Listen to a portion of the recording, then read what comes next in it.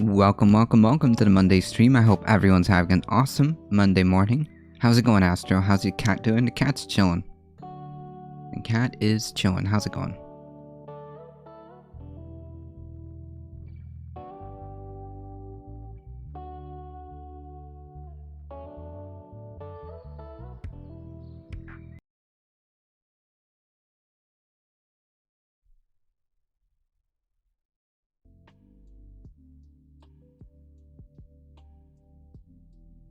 It is a chilly South Florida morning.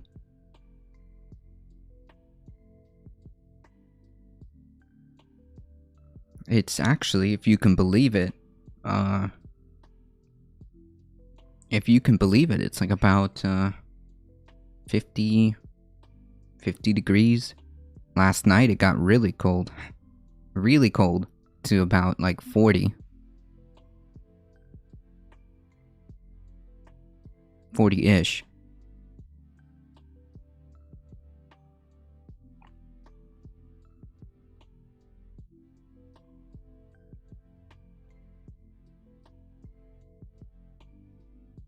It's just one of those rare times where we get a break, from the heat. Which, to be quite frank, I welcome it.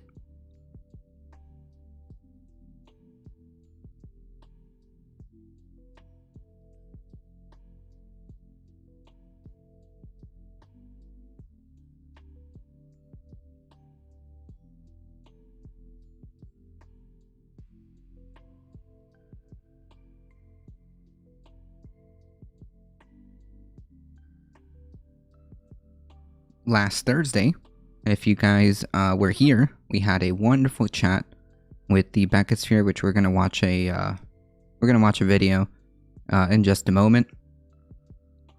And we had a great chat last week.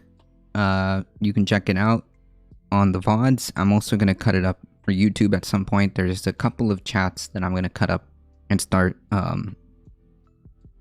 editing and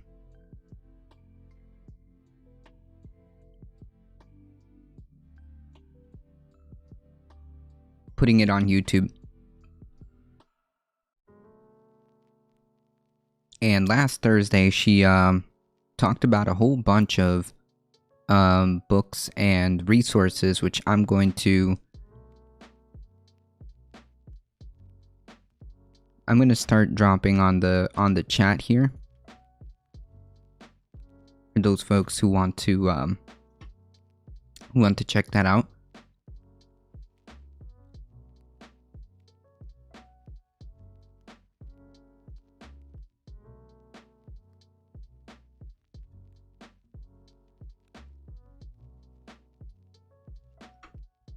I'm gonna compile some of these resource links and probably put it on a Discord channel by itself.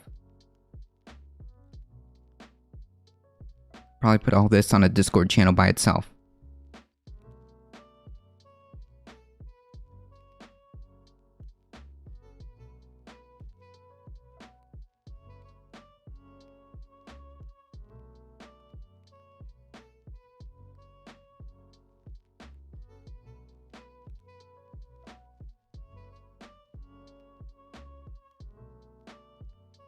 Sorry, my typing is crap. That's all good.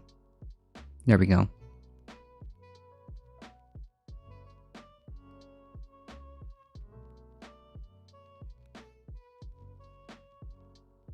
I'm just gonna drop a whole bunch of links.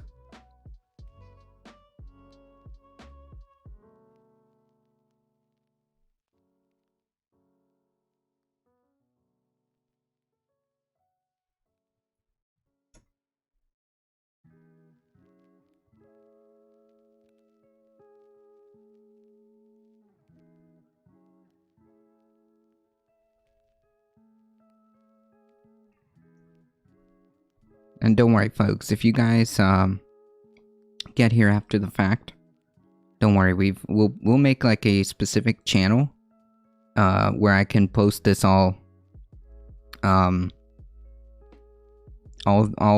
links for resources or books or things like that where you can find more information, I will make a channel for the Discord, don't worry.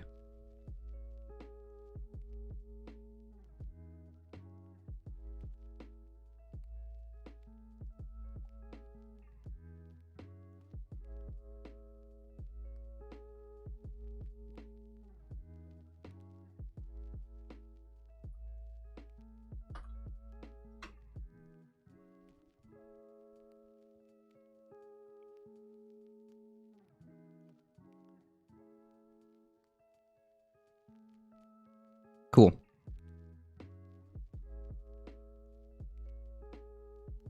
Cool, there's a lot of resources up there, so check those out. And of course, I'll be making a separate Discord channel for all of these resources. I also gotta go back and scroll through our conversation with Bela and get some of those links too.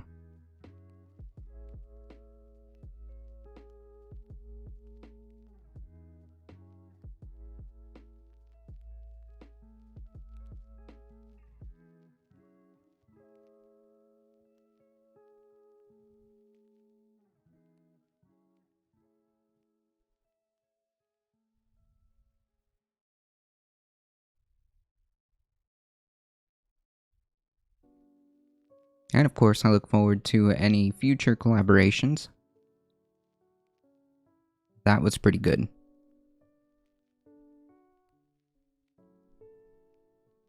Alright, folks.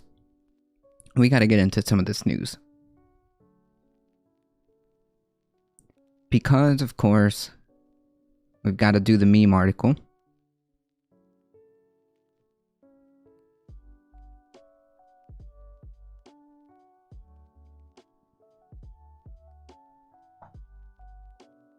We've got to do the meme article.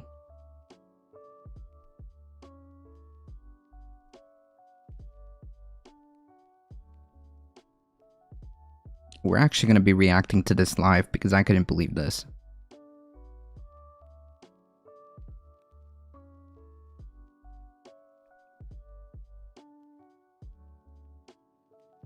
I actually couldn't believe this. Tucker Carlson says he's no longer attracted to the brown M&M. What?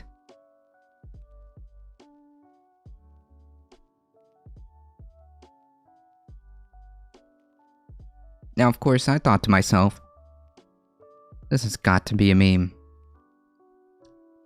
Well, we're about to find out.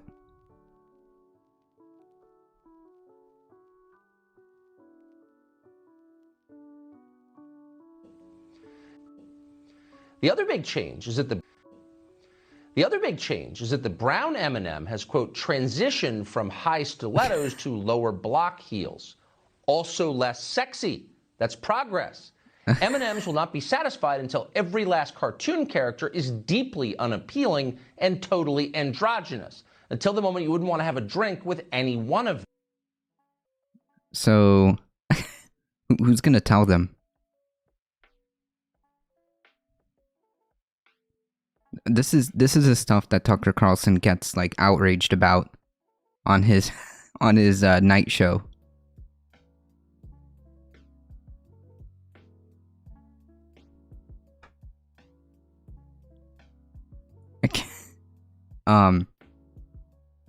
They're M&Ms, my dude. They're literally M&Ms. That's the goal. When you're totally turned off, we've achieved equity. They've won. That's what? Wait.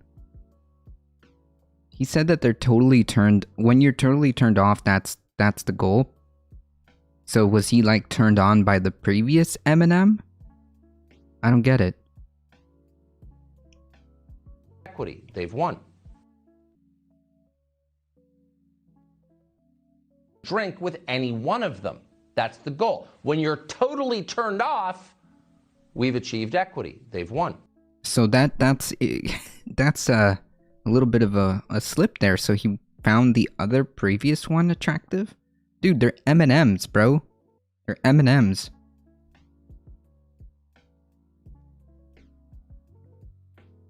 They're M&Ms. This is literally what millions of people listen to.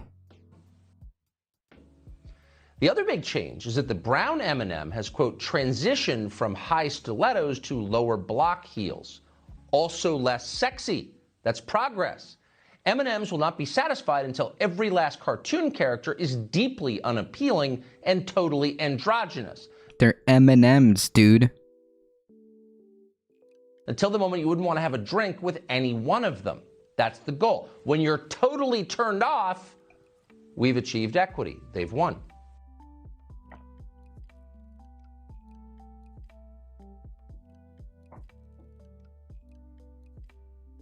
Yeah.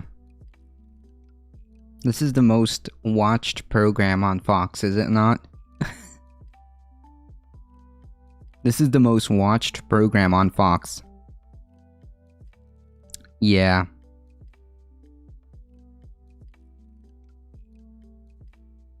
Nice meme.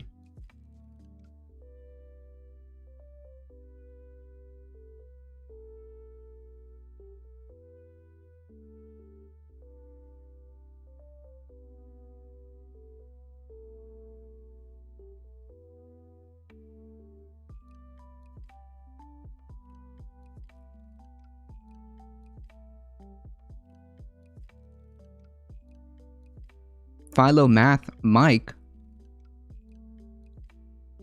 resubscribing at tier 1. Thank you so much. How come I didn't see that? How come I didn't see that? Wow. Well, I'm so sorry about that. Thank you so much for the support. I appreciate that. I think it's great that he wastes his time on M&Ms instead of, as he is crap on politics. No, that's the point though. That's the point, because it always comes back to it, right?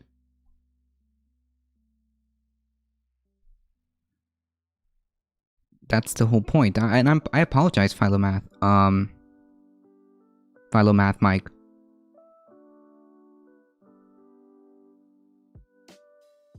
$2 months. Thank you so much.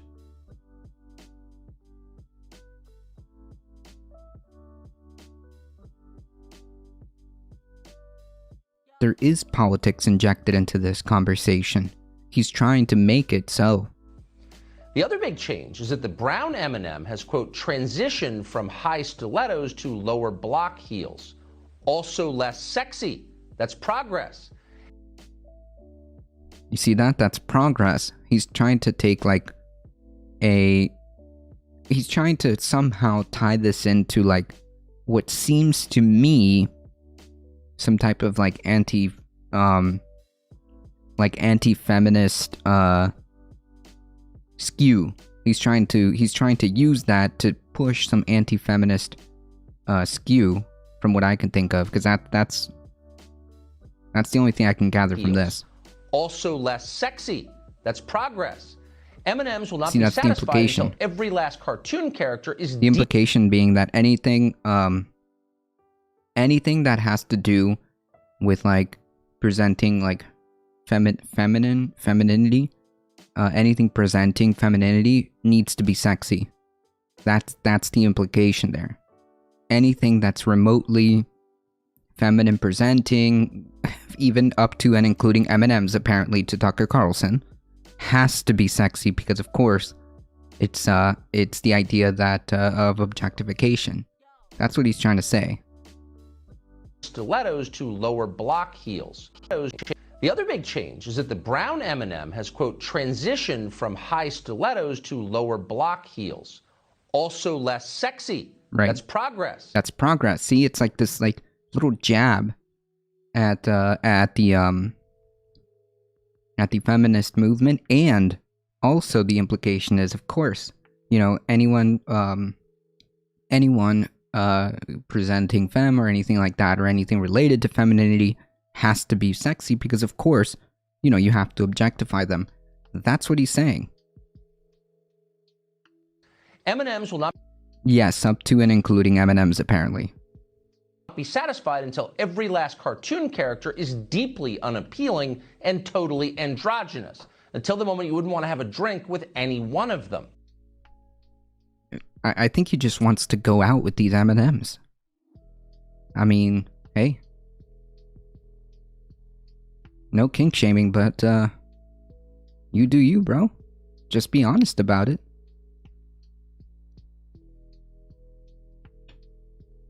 Just be honest about it. The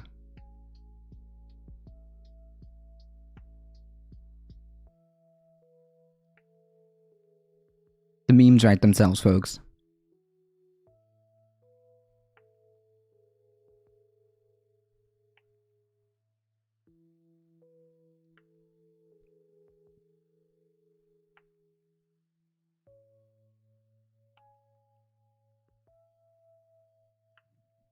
Shifting gears really quickly. That's, you know,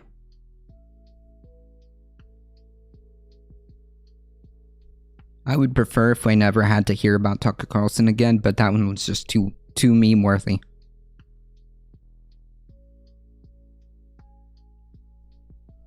This is what boomers cry about or spend an hour watching. It is a dude crying about the unappealing design of a candy cartoon figure while taking shots at, like, women, basically. Nice meme. Fed up Arizona Democrats censure Kyrsten Sinema. Oh no. I think that it was great. Yeah, no, this is to push his agenda always. U.S. Senator Kyrsten Sinema is growing increasingly isolated from some of her party's most influential officials and donors after playing a key role in scuttling voter rights legislation that many considered essential to preserving democracy.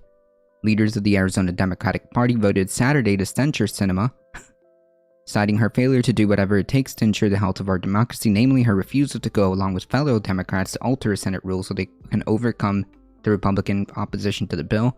While the rebuke is symbolic, it is striking, given that only 3 years ago, Sinema was heralded for bringing the Senate seat back into Democratic fold for the first time in a generation. Donors are threatening to walk away. Several groups are already collecting money for an eventual primary challenge, even though she's not on the ballot until 2024. Young activists are holding a second hunger strike to draw attention to Sinema's vote. Yeah, well, here's the problem with that, folks. Here's the problem with that. It's a day late and a dollar short, okay? It's a day late and a dollar short. She doesn't care. She doesn't care, okay? She's demonstrated time and time again that she's not here to help. Hey, Spread It Forward, how's it going?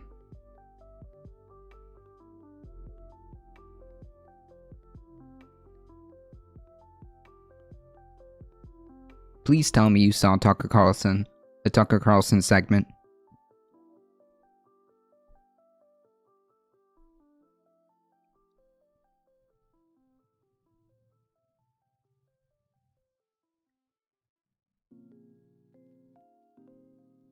The moves offer a preview of the persistent opposition to Sinema will likely face within her party in the 2 years before she appears on the ballot. The independent streak that has given her tremendous leverage over the agenda in Washington has enraged many Democrats back home who are intent on preventing her re-election. Any reservoir of goodwill that she had is gone. I mean, it's been gone. Sinema's defenders say anyone who's watched her for past decade would be surprised by her position. She often bucked her party in the House, ran an aggressively moderate, Aggressively moderate,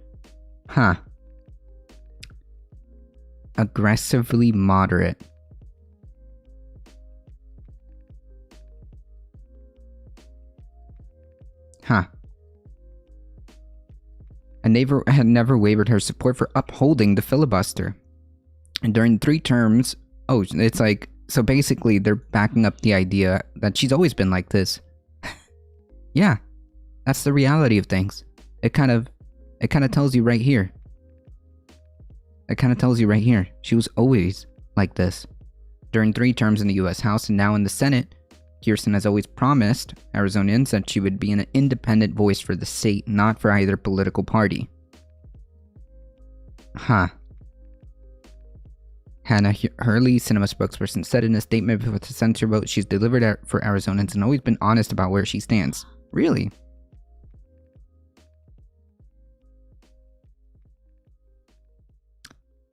I'm gonna press X to doubt on that one. I'm gonna press X to doubt. But she faces political dynamics unlike the other Senate moderate, Senate conservative thwarting Democratic ambitions, President Joe Manchin of West Virginia, representing a state that former President Trump carried by nearly 39 percentage points. Manchin is unlikely to face a progressive challenger who would gain any traction. Yeah, like even if both of them were primaried, I do not think that they care. And that's kind of like the reoccurring theme that we're witnessing. We're witnessing at a pivotal point where it's kind of like our chance, right, to throw a Hail Mary right now. We're at a crossroads. And they failed. There's no other way of describing it. They failed and we all lose. They failed and we all lose. Seems to me like the reoccurring theme, right?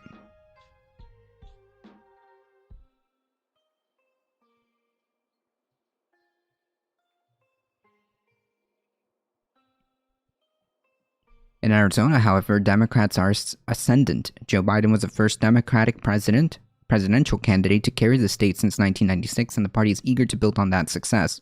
That makes it harder for a Democrat to simply ignore the left here, particularly in a primary election. I don't know. They've been pretty good at doing that. Sinema supporters supports the Democrats' voting right legislation, but steadfastly opposes passing it by changing or eliminating the filibuster rule, which effectively requires 60 out of 100 votes to pass most legislation. This means nothing to me. It really doesn't. Basically, I could tell you that I support all these wonderful things. I can even go as far as saying, like, I could support a universal healthcare system and all this other beautiful stuff. Very good stuff. But sadly, folks, we just can't. I'm sorry, guys. We just can't do anything about it. We just can't do anything about it. My hands are tied. I mean, my hands are tied. The Senate parliamentarian says no.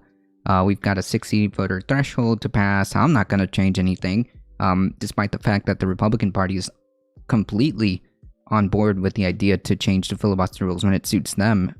I mean, it's just my hands are tied. I mean, I support it, though. In principle, I support the idea that people should have healthcare, in principle. But, you know, the reality is it's just too hard.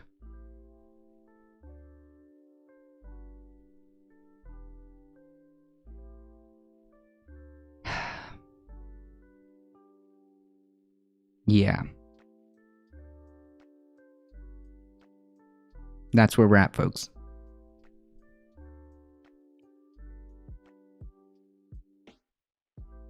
LaVonza Butler, president of Emily List, an important fundraising group for Democratic women who support abortion rights, said in a statement, Sinema's vote means she will find herself standing alone in the next election.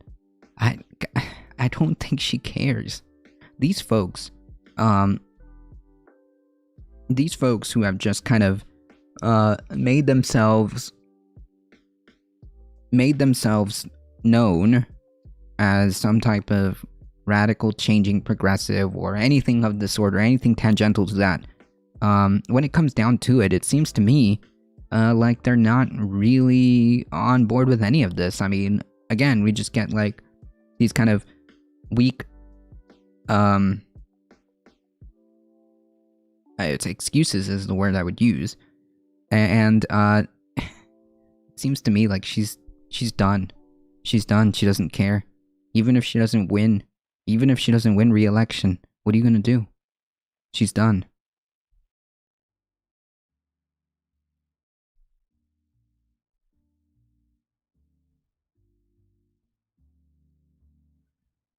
The primary cinema project, which is raising money for an eventual primary challenge, said it's collected more than $300,000 from nearly 12,000 donors.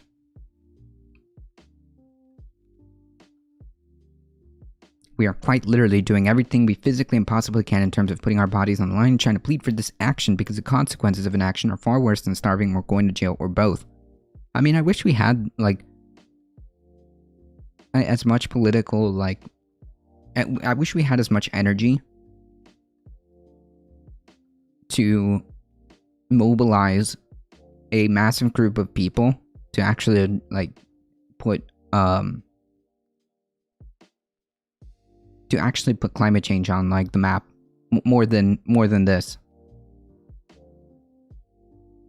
Like, the idea that within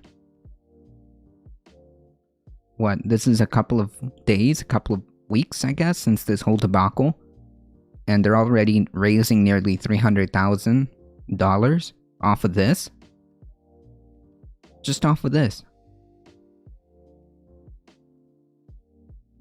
Hey, Alio, how's it going?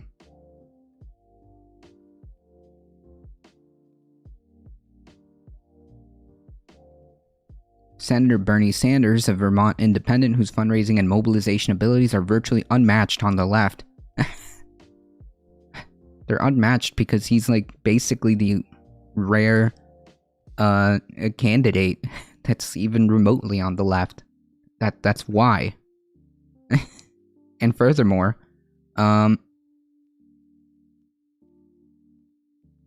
he himself isn't going to be enough. Suggested he'd support primary challengers to Sinema and Manchin. Yeah, I mean, like, again, the point being is, like, all these, like, Democrats, it seems to me like they just don't care, and you're not gonna move them on this. You're not gonna move them on this like this. They don't care. I think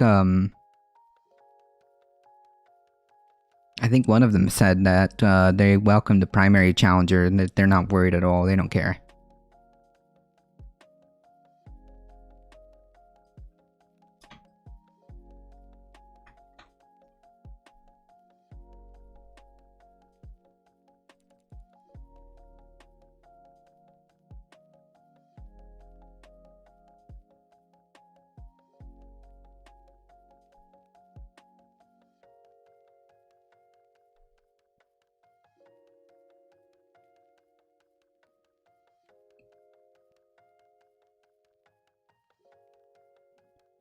Sinema says that the filibuster forces bipartisanship on Capitol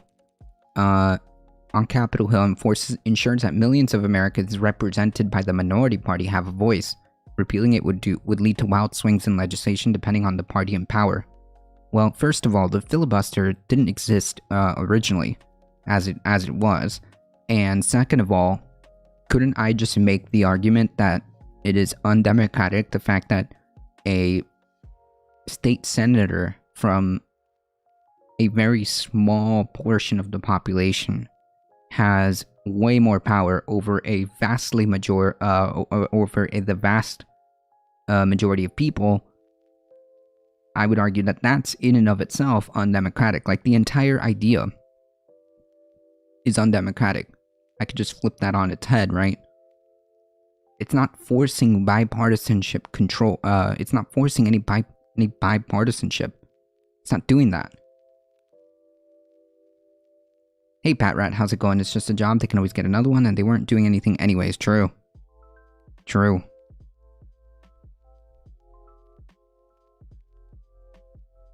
Which kind of adds to the disincentiveness of them actually doing anything, right? This isn't forcing bipartisanship control at all. At all. It's just not.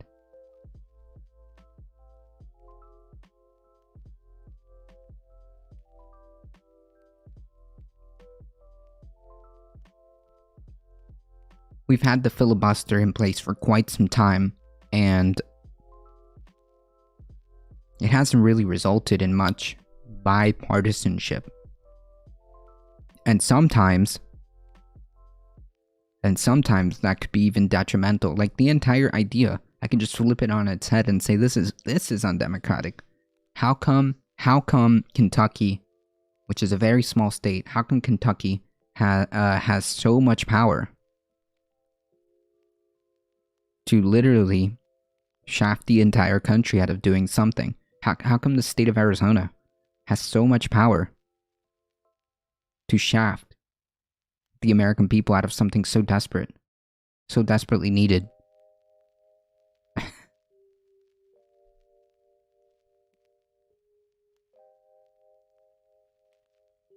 And of course, here's the excuse.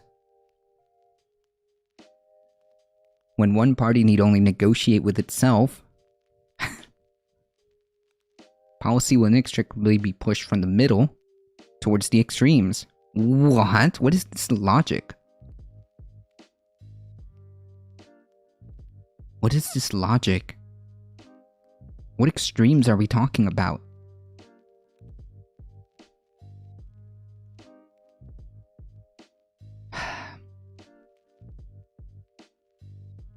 Unbelievable.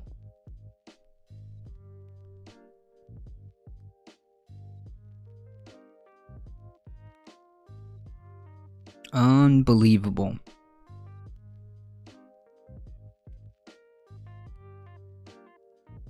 This is completely backwards, and it's just demonstrating the inability that the Democratic Party has. I was sad to see the filibuster didn't change, but I was more disappointed that I had any hope that it would change. It needed to be voted on so that people stop saying it could change and that Democrats are able to pass things, but don't. A majority, but not a super majority, might as well not be called a majority. Right, and like the idea that just like one senator from a very small state somehow dictates the way things go in the country is in and of itself undemocratic. So like I don't understand what the argument is here. The reality is here, they're trying to push, they're trying to put up walls, and they're trying to say that look guys, we tried, okay, we tried, and our hands are tied. That's basically the the Democratic Party's official stance. Sorry guys, our hands are tied, and that's it. That's the end of it.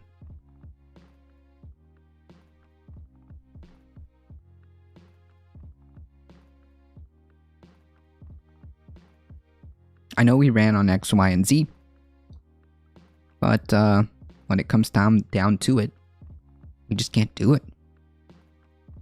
We just can't do it.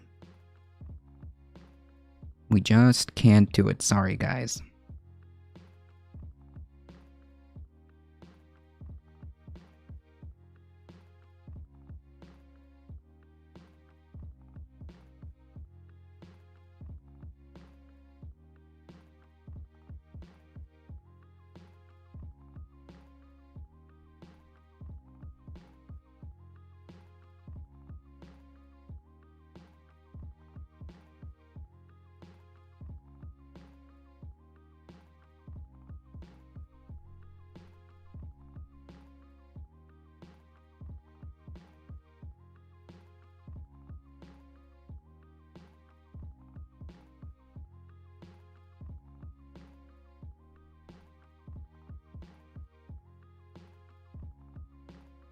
The headaches are intensifying for Florida Dems as retirements, candidate recruitment challenges, and burgeoning redistricting fights. And a burgeoning redistricting fight add to the party's trouble in an already difficult midterm election year. The party's hope of winning approval from new political maps proposed by the Republican-controlled Senate, which Democrats were largely satisfied, which is really weird, are now mired in uncertainty after Governor DeSantis took the unusual step of submitting his own redistricting plan that would drastically claw back the number of Democratic districts. At the same time, Democrats are contending with retirement of Stephanie Murphy, as well as the losses of Representative Charlie Crist and Val Demings, foregoing re-election to run for governor and Senate, respectively. Yeah.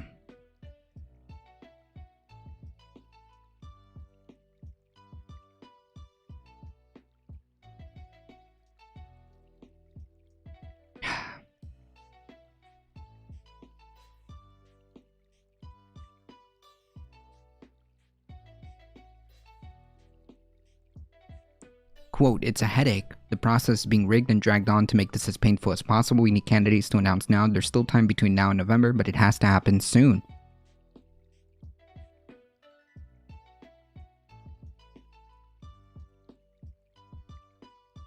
Yeah, good luck with that. Good luck with that. I think the TLDR of this article is very simple. Gerrymandering needs to change. This whole idea of gerrymandering needs to change 100%. The fact that because the state party, whoever state party is in power, can just kind of shaft representation from people is undemocratic. That's just not right. I think that at this point there's sufficient case-by-case demonstrations that we just need to do away with this. There shouldn't be anything remotely close to gerrymandering. It should be done by a independent or separate body, kind of like how they do it elsewhere, where if the census says that we need to redistrict, then it is a completely separate and independent body that does this.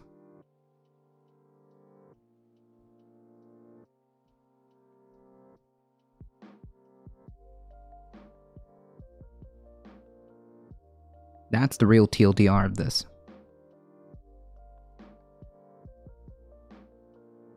Hold on, folks. Give me 1 second.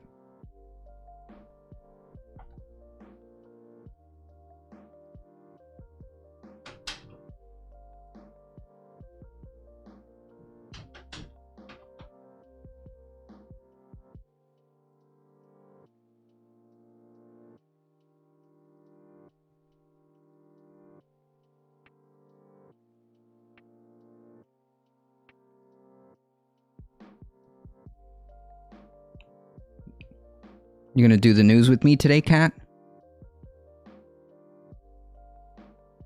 Hmm?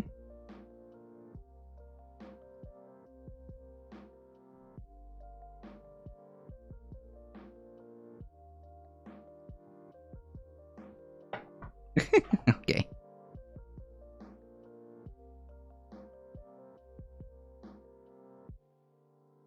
You can come. Come here, kitty.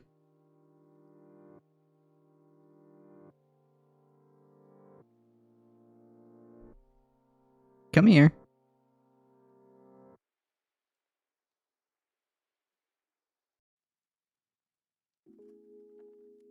Come on.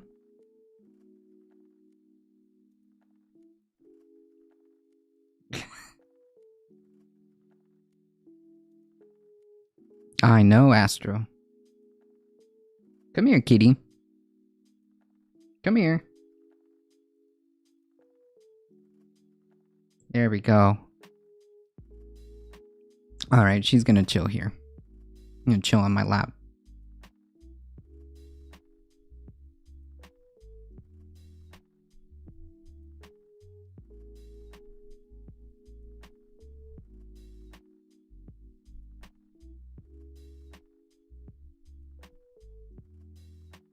So cute to die for, true.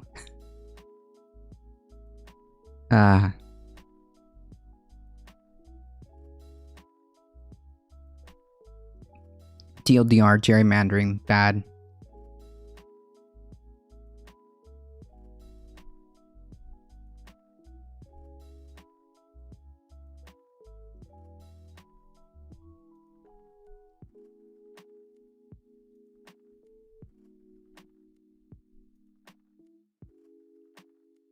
So meanwhile, we've all been focusing on the filibuster and all this other stuff, which, yeah, sure. But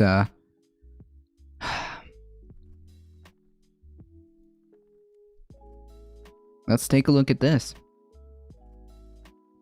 Biden renominates Chevron lawyer, first chosen by Trump. This is the same person.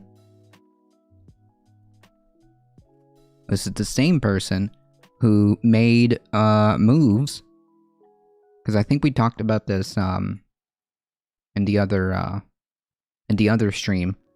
This is the same person who worked for Chevron to attempt to jail Donziger. Steven Donziger.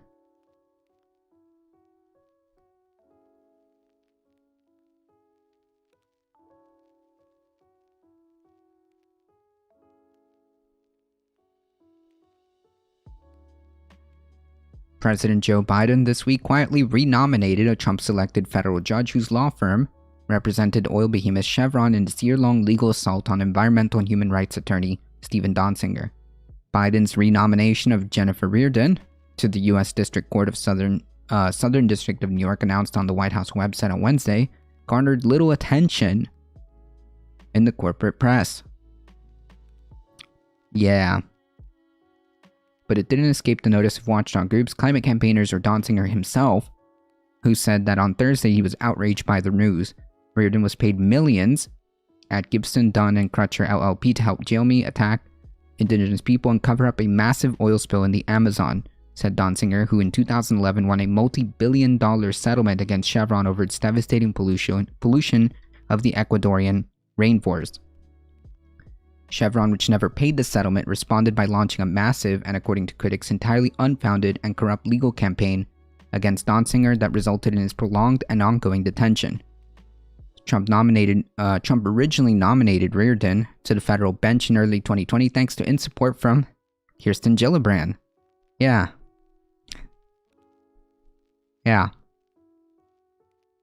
Cool. But the lawyer's nomination expired at the end of the year after the Senate didn't act to confirm her. In a statement announcing Biden's decision to re-up Reardon's nomination, the White House said that all of the president's judicial picks are extraordinarily qualified, experienced, and devoted to the rule of law and our Constitution. These choices also continue to fulfill the president's promise to ensure that the nation's court reflects the diversity that is one of our greatest assets as a country in both terms of personal and professional backgrounds. Jesus Christ, this is just some wild virtue signal tier, right? Like identity politics virtue signal tier level, right? Jamie Henn, director of Fossil Free Media, called the president's move atrocious. But, you know, she's like a woman, so I guess that's cool. The nonprofit investigative outlet Sludge reported Thursday that in her nomination questionnaire, Reardon explains that she mainly represented corporations.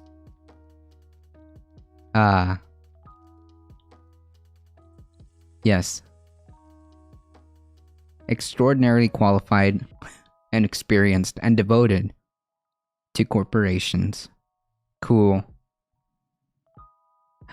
You know,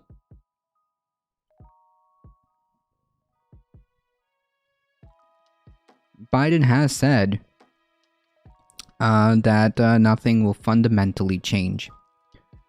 Reardon's corporate clients have included Home Depot, Uber, which well-known companies for workers' rights, Lehman Brothers, Barclays Capital, a totally non-predatory company, Patriarch Partners, noted Sludge, which also spotlighted the lawyer's political donations to erstwhile Republican presidential candidates Chris Christie and Rudy Giuliani. Reardon has also deep ties to Gillibrand. As The Intercept's Andrew Fisher reported in October, Gillibrand played a crucial role in the nomination of Reardon, who fundraised at Gibson Dunn for the senator's campaign to serve on the federal bench. Hey, look at that! Look at that. To serve on the federal bench. In a sworn affidavit, Reardon stated that her years-long road to nomination began when she expressed interest to Gillibrand in one of the many talks about the issue with the senator and her staff. Nice. That's good. That's convenient. Even as a number of Democratic lawmakers have spoken out against Chevron's campaign against Donziger, a New York resident, Gillibrand has remained conspicuously silent on the matter. Oh no. Even as Senator Gillibrand has refused for a long time to even investigate my unprecedented Chevron orchestrated detention, much less speak about it. Yeah, because, well, she is essentially beholden to that corporation in a tangential manner, right? Because like how is it that a person who is involved and has worked through multiple company corporate lawsuits, including Chevron, Home Depot, all these like massive corporations, then goes on to a senator, whispers in their ear saying, hey, you know what, it'd be really cool if I could get this position. And then all of a sudden, by pure coincidence, I'm sure, she supported it. Nothing to do with the, fundraising or anything like that, right? This is like, this is why it's so unbelievably wild to me that there are people who argue that there is no undue influence of lobby or corporate, influence in our government. When we keep seeing these connections, right? We keep seeing these connections. We have Kyrsten Sinema right here. These direct ties. It can't be more, obvious and black and white than this.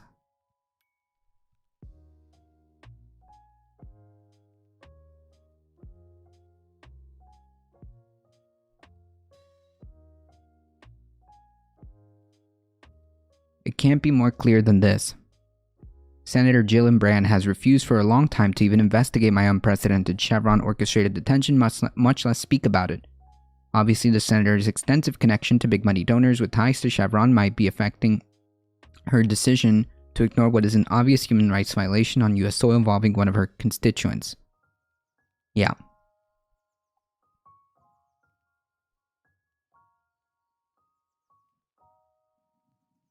But money is people, it has faces and everything. Yeah, it does in this case.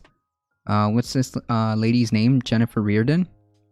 Jennifer Reardon just basically fundraised for a certain senator, Gillibrand, and all of a sudden, she was on the board for being put on the federal bench. The only thing that stopped her from being nominated off the spot, and the only thing that would have tied this to the Trump administration is honestly time. If this would have happened earlier and they would have had the vote, done during the Trump administration, this would be completely tied to the Trump administration. But the reality is, well, it didn't matter. It didn't matter. That's the reality. It didn't matter because, well, Biden could have easily just nominated somebody else, and that would have been the end of it, but he didn't.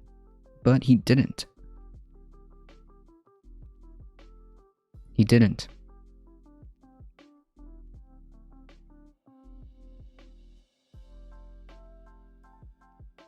And this was all facilitated. This is all facilitated by Gillibrand. By Gillibrand.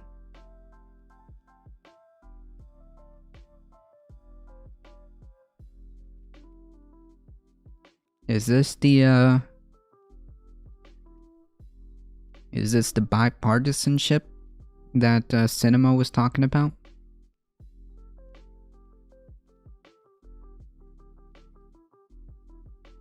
Is this the bipartisanship?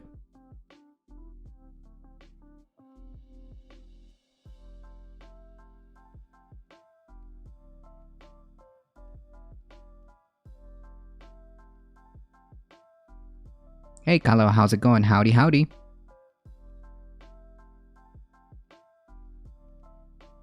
Howdy, howdy.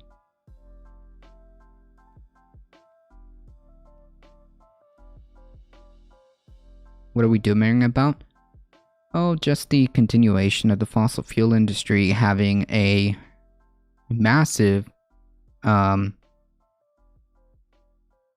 influence.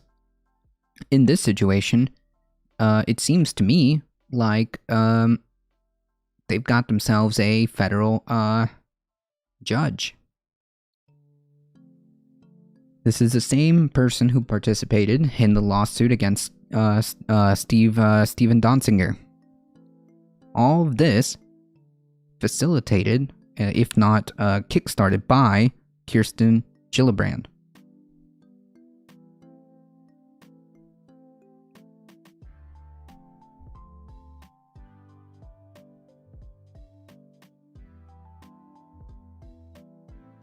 And as this article points out, not much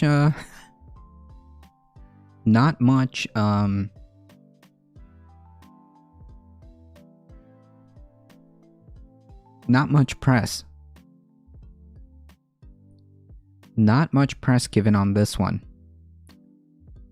It was just kind of announced on the White House website, and that was pretty much the end of it. I didn't see it. If it wasn't for this reporting, I didn't see it at all. If it wasn't for this reporting, I didn't see it anywhere else. Is Biden's nomination going to be dangerous for his presidency and his policies? Well, I think it really doesn't matter. It really doesn't matter because, like, remember, folks, this was supposed to be, this was going to be done under the Trump era. And it really just didn't end up mattering, did it? Because you best believe that if this was done in the Trump era, there'd be more news about it. There would be more news about it. But the fact that this is facilitated and kickstarted by the Democratic Party, or supported by the Democratic Party, Kirsten Gillibrand, in the name of in the name of bipartisanship, I guess this is what Kirsten Sinema is talking about. Look at that. Isn't it wonderful when we can all come together in bipartisanship? Isn't that wonderful? Isn't it wonderful when we can get together in a bipartisanship fashion?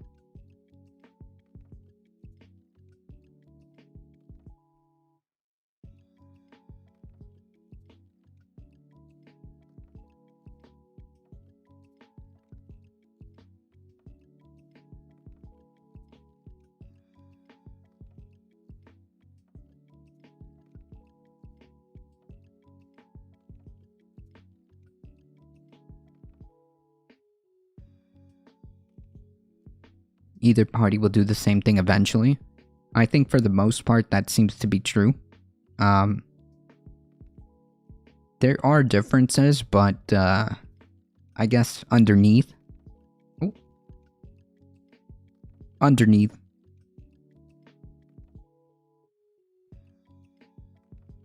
media hegemon holds water for the Dems since they are capital with a rainbow flag. Ooh, they're also not as mean.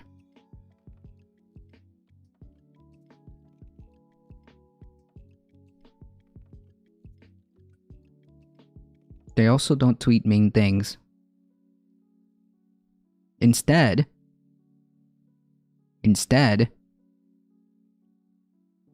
they will nominate to the federal bench someone who was who was leading the charge when it comes to jailing on behalf of Chevron, Steven Donziger, who threatened to spill the beans on something that was clearly happening. Hey Heat, how's it going? That's right, kumbaya. Let's kumbaya nominating people who clearly have no regard for human rights to a federal bench position. The bipartisanship is just bipartisanship against American voters. Yeah, that's pretty much. Look at this, and I'm sure this is what Sinema wants, right? This is a bipartisanship. Look how awesome we work together. Look at that, folks. Isn't that right, Kitty? Look at the bipartisanship. Don't you wish you had more bipartisanship? Don't you wish you just want to see Republicans and Democrats come together, right? Look at that. Neat.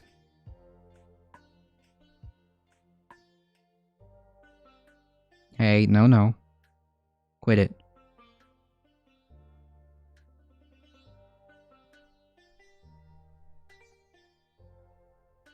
Yeah, bipartisanship.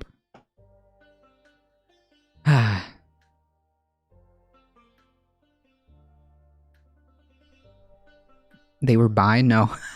No, but, girl boss Kirsten Sinema is, so I guess that's all we need, right?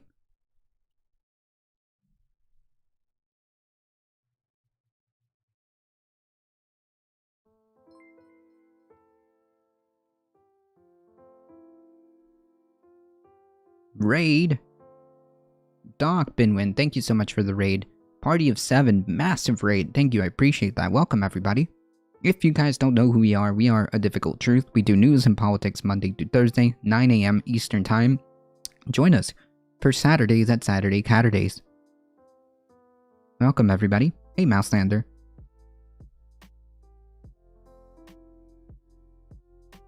Wait till you have more than one cat. There's a pecking order. What? There is? No way. Representation is all that matters. As long as I can see BIPOC, LGBT, and two-person push the nuke button, all is well. Yeah. As long as they got the little, representation, then we're good. Everything's fine. Clearly we've had the most progressive administration since the since FDR. We've had the most progressive administration since the FDR. Look at that. Look at that. But guys, her name is Jennifer Reardon. She's a woman. Nominated to the federal court. Look at that. Fulfilling and reflecting the nation's diversity. Isn't that cool? Isn't that cool that she gets to reflect? Isn't that cool that she gets to reflect the diversity of the nation? The sad thing is that's probably true, but that means all presidents between then and now have been terrible. Oh yeah, 100%. Hey, how's it going, Doc? Morning. Cats are gonna rule the world, just wait. True. How's it going, Mouselander? Isn't it nice that we have, like, such a representation, such a representation of the diversity of our country by nominating the person who had represented Chevron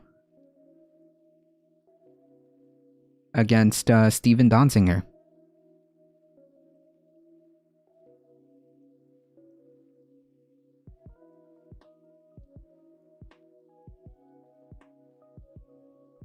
Some people's cats have pecking orders. Mine have always been anarcho kitties.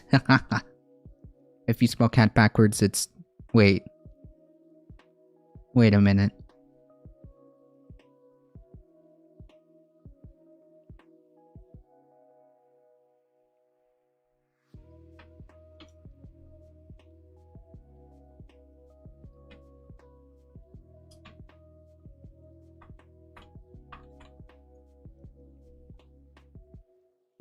Thank you so much for the raid, I appreciate that. Folks, if you don't already, please go support twitch.tv/DocBinwin.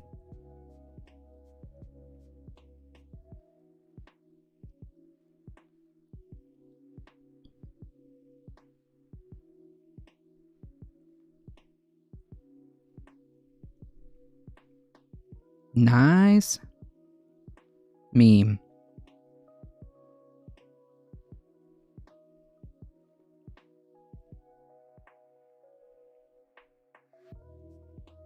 Nice meme. Someone the other day was saying that the Biden administration was actually an administration that has put forth in the shortest amount of time the most amount of federal judges, which I was like, you know, that might be true, and that might be sometimes even good. But then you start reading stuff like this, and then you start to wonder, well, did it really matter?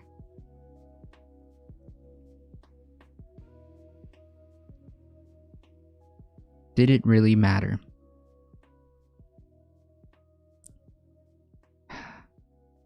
My 4 cats had a pecking order at my parents' house. 3 cats have one now. My 3 cats have one now, and all my cats have had one. That's interesting. I didn't know that.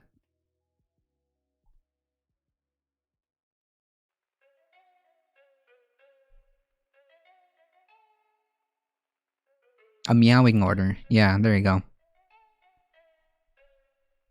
Yeah, of course federal judges matter, 100%, but if the federal judges that are being put forth, yes, of course federal judges matter, but if the federal judges that are put forth are just rehashed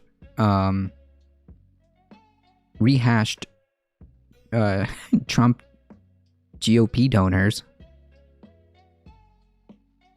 and it just happened to also be the same lawyer, corporate lawyer, who helped Chevron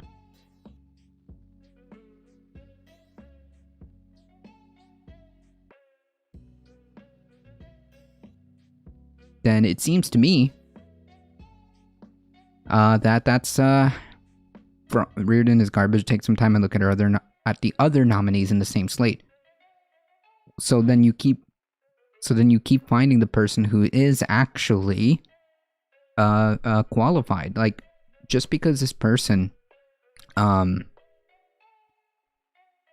has had served time and things like that when it comes to the judiciary system, we've got to do better than this.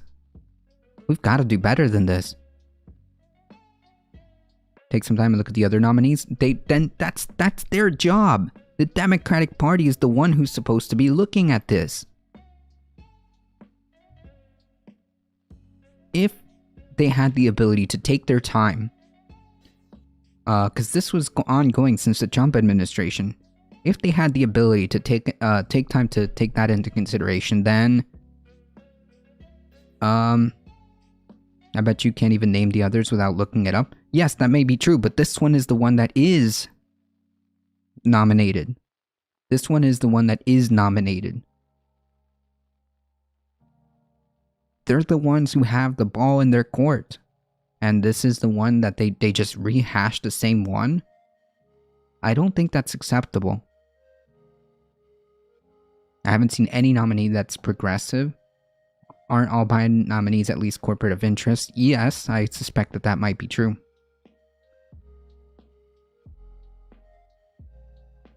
The reality is, this is what was ended up being nominated and facilitated with support from Kirsten Gillibrand after, and this might just be pure coincidence, after there was fundraising on her behalf. I mean, like, I don't know, like, this isn't acceptable. I understand that it is quite possible. It's quite possible that that there may have been worse nominees. It's quite possible. Let's say that's true. This is unacceptable. Regardless, taking that part aside, let's say you're right. Let's say it is. Let's say it is that it is true that all the other nominees were just absolutely even worse. Absolutely worse. This isn't good either. This isn't acceptable. We can do better. Reardon is not only backed by Gillibrand, but by Nadler and Schumer. Well, that's not good. That doesn't tell me that's worse. That's worse. That's worse. That's not good. They're just rehashed corporate interests They're not there to help. That's what that tells me. That's not good. That's not good. Hey, Jared Cardenas. The only thing I've been surprised about is his FTC pick. Lena Khan? What? Who's that? Yeah, good question. This is unacceptable is what I'm trying to say. If this is the best nominee,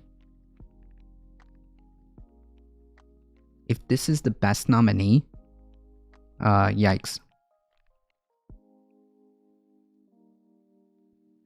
Lena Khan is an American legal scholar and chair of the Federal Trade Commission. While a student at Yale Law, she became known for her work in antitrust and competition in the U.S. after publishing an influential essay, Amazon's Antitrust Paradox. Oh.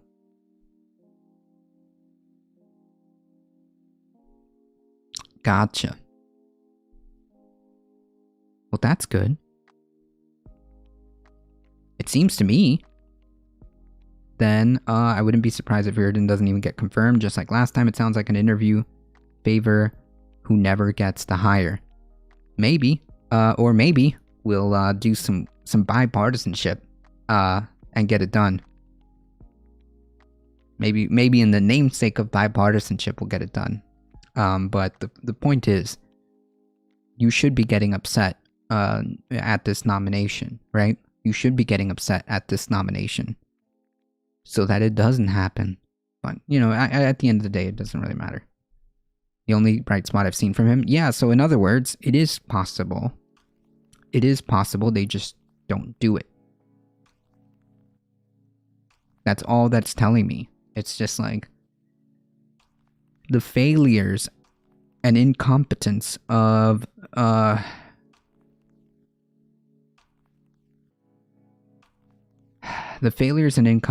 Democratic Party are going to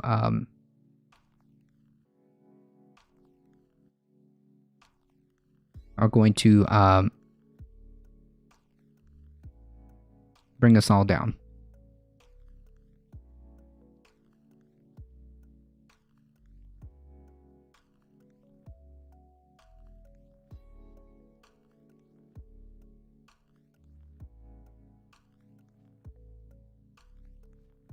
A lot of other nominees in that same slate were good picks, so then choose somebody else. Like, why rehash this? You know who this person is. But like the excuse too is just like, it's so fake. It's so fake.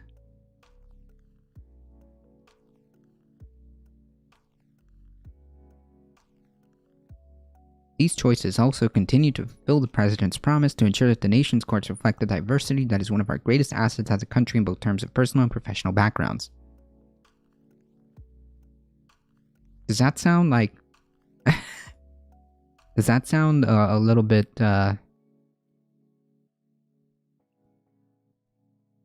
faux?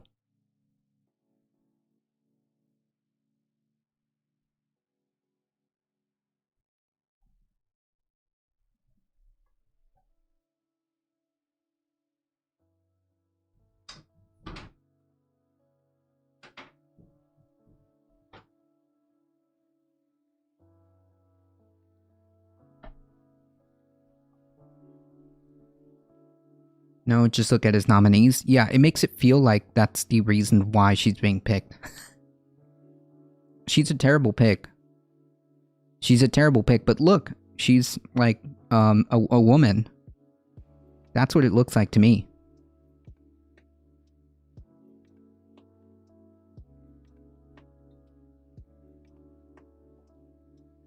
You know, I understand that she may have, been involved with Chevron and Home Depot and all these other massive corporations. And I understand that she's also, and I also understand that she's maybe had fundraising, fundraising for the GOP and Kirsten Sinema, who then pushed this nominee. But hey, she's like a woman. You're discounting all the other nominees, which is dismissive. This one is the one that made it, though.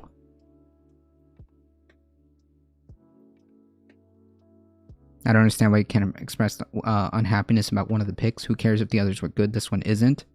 Yeah, that's also true. Like, this one isn't.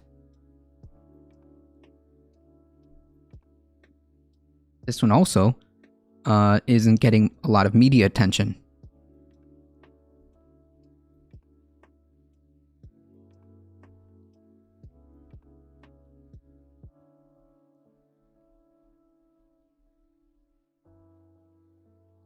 You can express unhappiness with one pick, but when you make the assertion that all other nominees are window dressing is dismissive and ignorant, no, I'm saying that this is the excuse that they're using.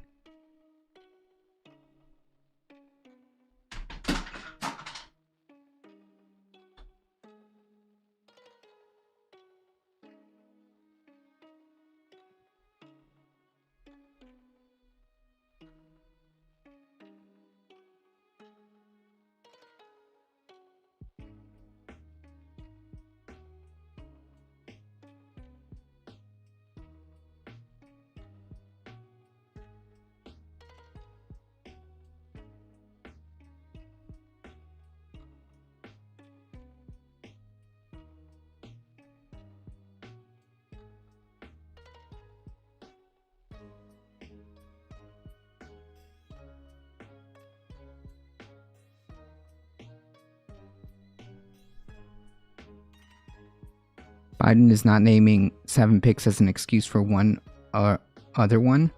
Wait, what? I'm not sure what that even means. I'm angry about this one.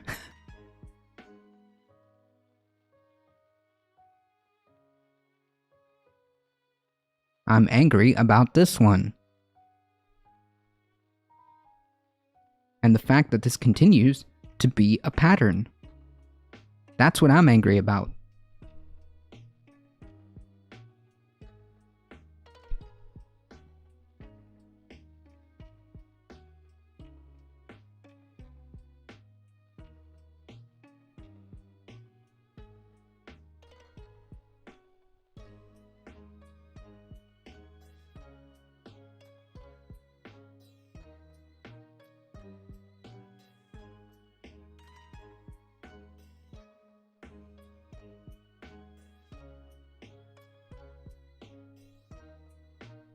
That's why I'm angry. I'm angry at this one. I'm angry at the fact that there was what can only be explained as bribery. What can only be explained as bribery from Kirsten Gillibrand too. I'm a bit confused as to what pattern you're seeing. The idea that this idea that they claim to be some type of, remember, Biden was sold to us. This is a joke at this point. Was sold to us as some type of like amazingly progressive president and all this other stuff, and he's going to do things better, and he's going to manage things in a different manner. Well, the fact of the matter is, the Democratic Party has, quite frankly, failed. Quite frankly, failed. And this just continues to be, especially with me, a massive problem when you've got corporate interests, especially corporate interests from fossil fuels, continuing to make influence, continuing to have influence in our government. That's the pattern I'm seeing.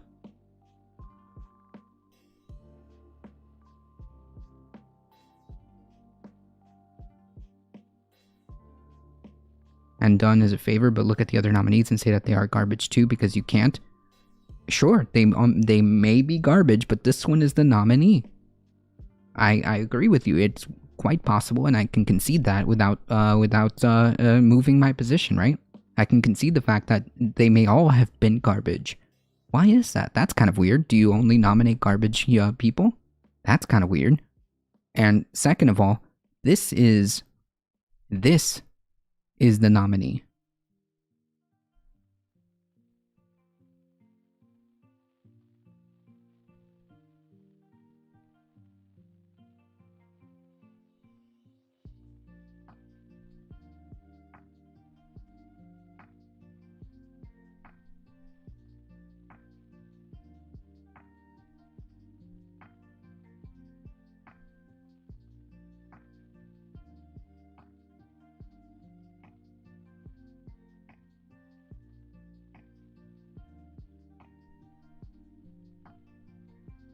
You'd say it's a pattern, but one is one nominee. No, you're not listening to what I'm saying. I just went over. Okay, maybe the other day you weren't here. But I've been making the case that the Democratic Party's incompetence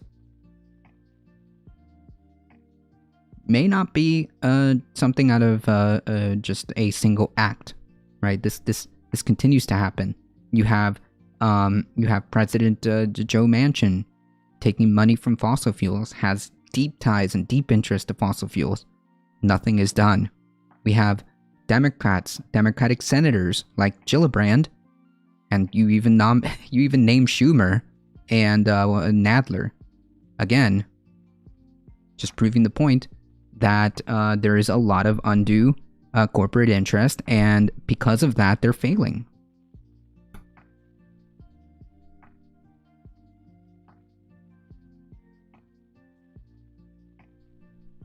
And because of that, they're failing.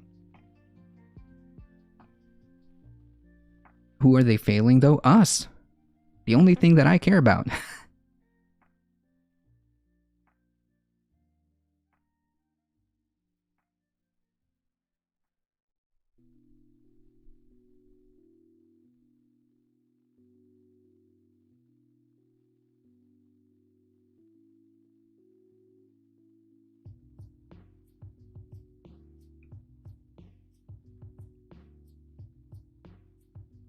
Right, that's a good question.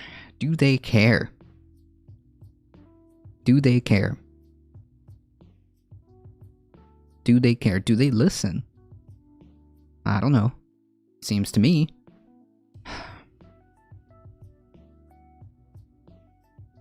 It seems to me.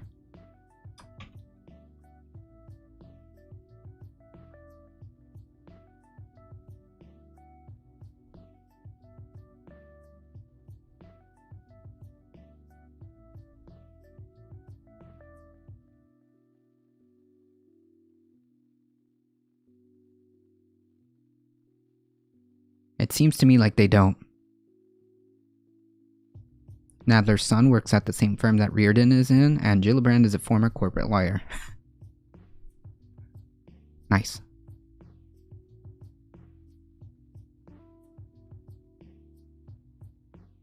Wait, I'm muted? Hey Dustin, how's it going?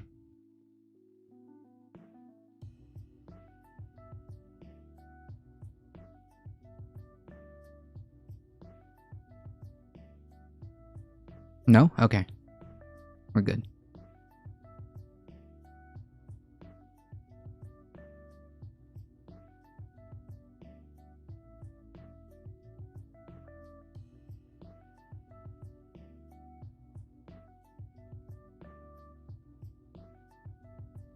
Well, I guess, you know what? I was wrong.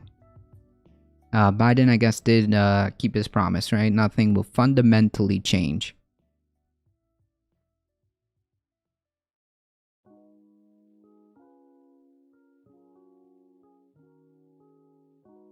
If I have to give one nominee that might not even get confirmed for 7 other picks, I'll do that trade.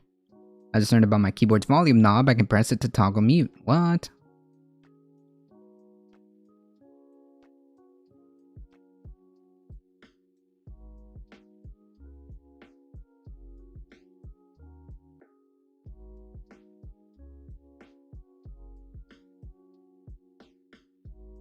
If I have to give one nominee that might not even get confirmed for 7 other picks, I'll do that trade. I'm not understanding, like, my criticism is that it continues to be a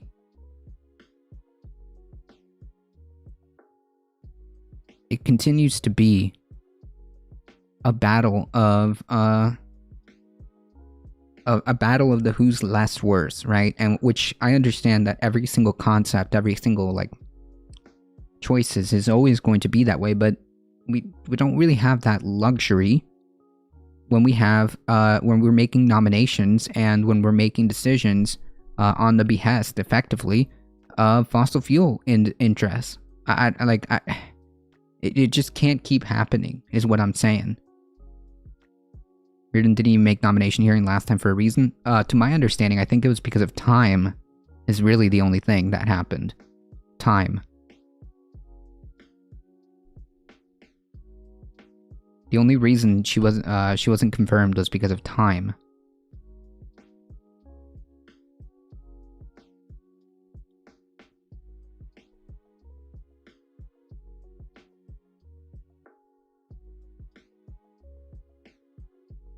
Politics is always less worse dichotomy. You never get any. I'm not expecting to get everything I want, but there are certain things that we don't have that luxury.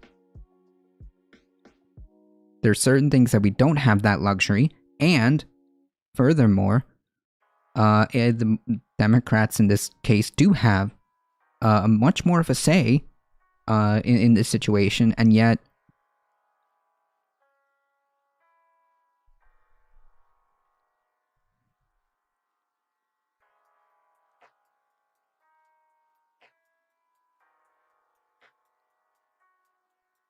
we're moving on to Florida. Could Florida turn off the sun? No. Traces, okay, so this is all just like the dude who started this company. The real important piece of this article is down here. Are we gonna nuke the sun? Yes. A bill moving through state legislature backed by a powerful utility company, I can't imagine who that is, Florida Power and Light, would slash the financial benefits of rooftop solar panels. Opponents of legislation, including environmental groups, solar builders, and the state's NAACP, says if it passes, a fast-growing green power industry would be turned off overnight, casting a dark cloud over solar prospects in the Sunshine State. I mean, like, Jesus Christ, this editorializing. The problem is we have corporate undue influence, and this powerful utility company, I really wish they would just name the utility company. I suspect, I have a good feeling that this is Florida Power and Light.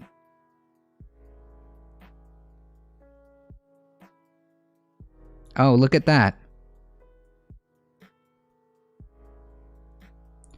A draft version of the bill Bradley introduced was delivered to her by a Florida... Wait, why is a corporation delivering bills to a state congressional person? On October 18th, according to emails first reported by the Miami Herald and provided by CNN by the Energy and Policy Institute, a watchdog organization that targets fossil fuel and utility interests. Why do we have to go all the way to the middle of the page to figure out who it is?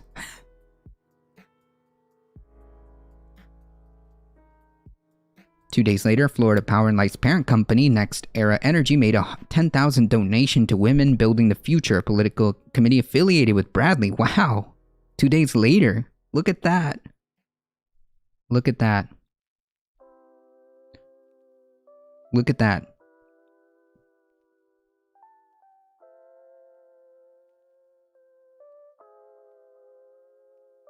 Look at that.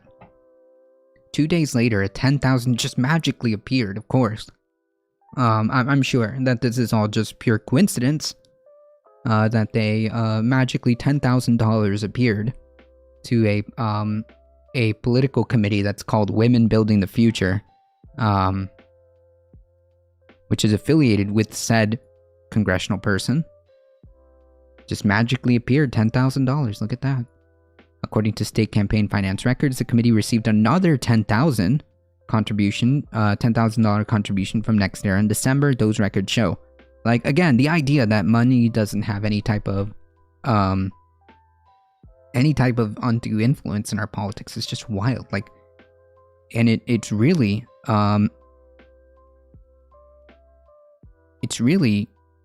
aggravating to hear, right? It's really, really, really aggravating to hear that there are people who unironically make arguments saying that there's, that lobbying or anything like that has no serious like influence, or maybe lobbies don't really have that much power or anything like that. It's really strange how we keep seeing these connections, right? Only $20K, that's a cheap bill. Yeah, it's for the state though. It's for the state senate or state representative. That ad though, true. The only bills delivered should be to charge for services, and next one, none of those bills either too. Only Bill Murray's true. Horse trading, graft, and corruption. Yeah, this is classic. This is classic.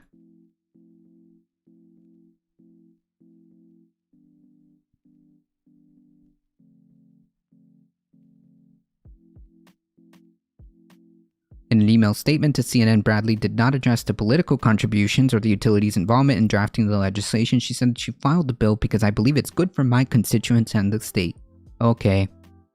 Requiring utilities to buy electricity at the same rate they sell it is not surprisingly a poor model that results in solar customers not paying their equitable share to support the operation and maintenance of the electric grid that they use and which utilities are legally required to provide. Okay, but why are they like... Okay.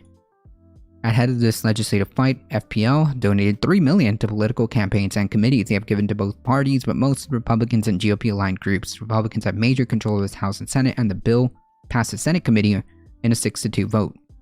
Florida Governor Ron DeSantis ran on a promise to drain the Tallahassee swamp of special interest, but publicly has not taken a side. DeSantis spokeswoman Christina Pushaw said the governor was aware of the net metering legislation but did not have a comment. FPL and NextEra have donated a combined $42,000 drain the Tallahassee swamp since he took office, including a $12,000 donation in December, according to the state campaign finance records. Like all legislation, will be monitoring them as they move through the process. Yeah.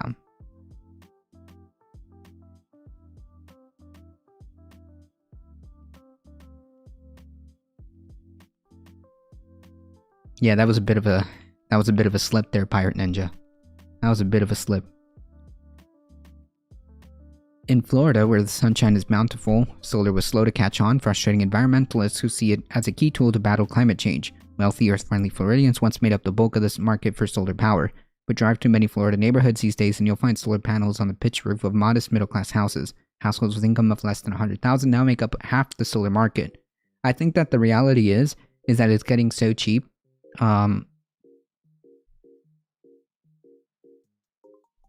It's threatening the natural gas industry.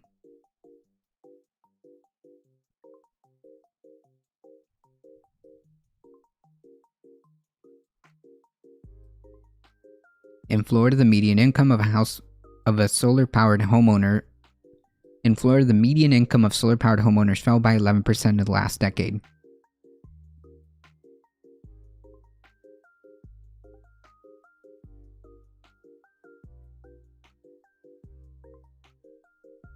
The upfront price tag of equipment put solar out of reach for most single-family homes, averaging $19,000, not including roof improvements, according to the National Renewable Energy Laboratory, but homeowners can finance or lease solar panels for 15 to 25 years based on expected savings on their energy bills from net metering. The proposed legislation will cost thousands of Floridians their ability to recover their investment in rooftop solar. I don't understand why FPL has to be involved in any of this.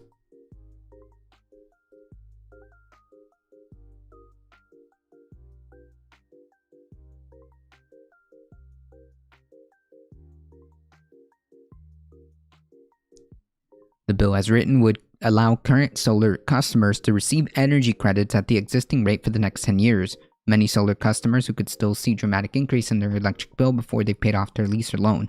FPL says when solar customers like James receive credits for their energy production, they're not paying for their share of service the utility provides. Which again, sounds like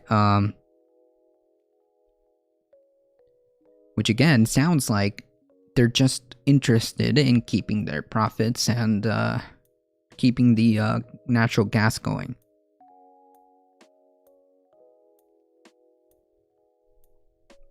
In Florida, utilities must be prepared to serve all customers, including those with solar installations. It costs power companies money to harden the grid against storms, clear power lines, and complete other maintenance, and those costs get shifted to everybody else. That sounds like a them problem. Like, wait, hold on.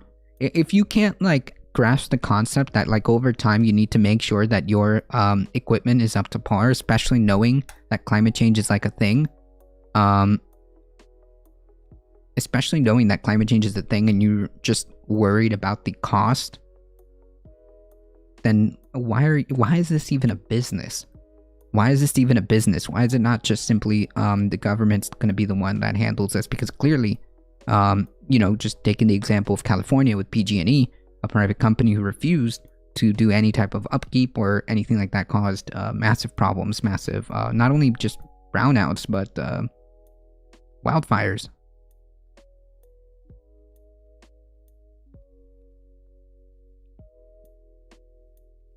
FPL says solar customers cost, it's 5.5 million non-solar customers, 30 million a year, 50 cents a month. Oh no.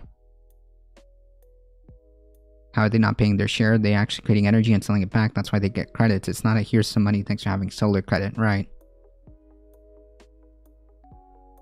FPL says solar customers cost, it's 5.5 million non-solar,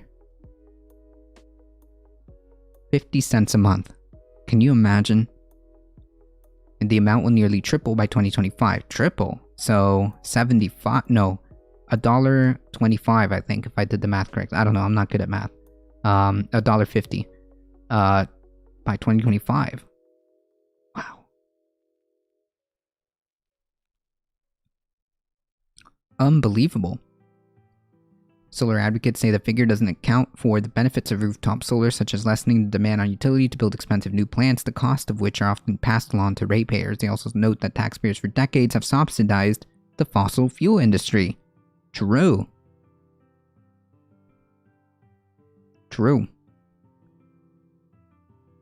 I believe anyone should have the right and ability to put solar on the roof if they choose to, but we do not believe everyone should be forced to pay for that decision. Okay. At a committee hearing for the bill, Bradley called the net metering a regressive policy that benefits the well-off at the expense of people who can't afford solar. So make subsidies and provide the avenues to make solar affordable. I don't get it. I don't get it. That's why you get power this is why you get power 50 cents on $100 or whatever. Yeah, true.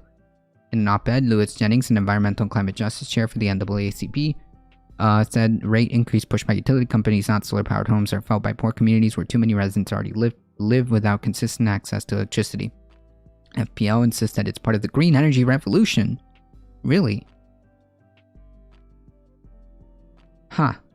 The company has plans to build 30 million solar panels by the end of the decade. Pictures of solar farms and commitments to clean energy are scattered across the website of its parent company, NextEra Energy.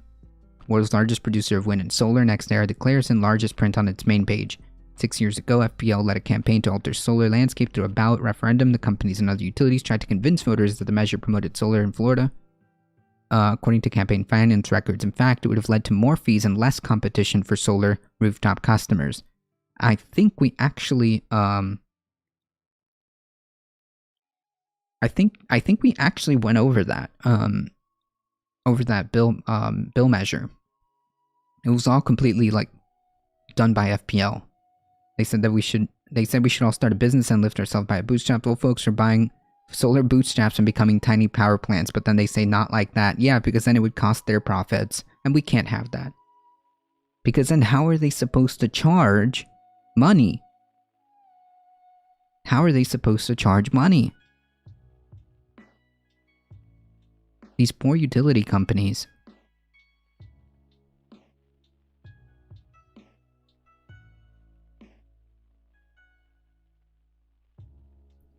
People I know in Colorado get 20 to 30 bucks because they take in more energy through solar than they use. Right, and that gets redistributed to places that are needed.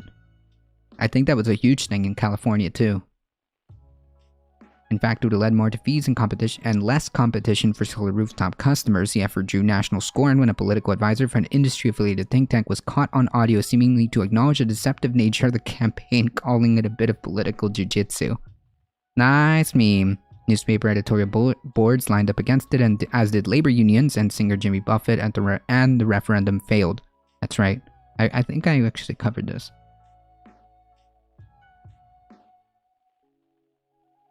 The lack of certainty in Florida has kept some of the nation's largest solar companies from entering the state, said Abigail Ross Hopper, a president of the CEO of Solar Energy Industries Association. If more business felt comfortable operating here, it would drive down the cost, and Florida would become a national leader in rooftop solar energy. Yeah, but have you considered the fact that FPL is virtually a monopoly, and it does not want any type of competition whatsoever? It does not want competition whatsoever.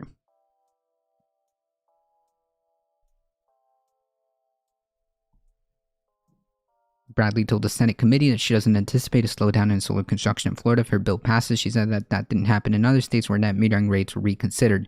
Few states have adopted changes to net metering as drastic as what is proposed in Florida.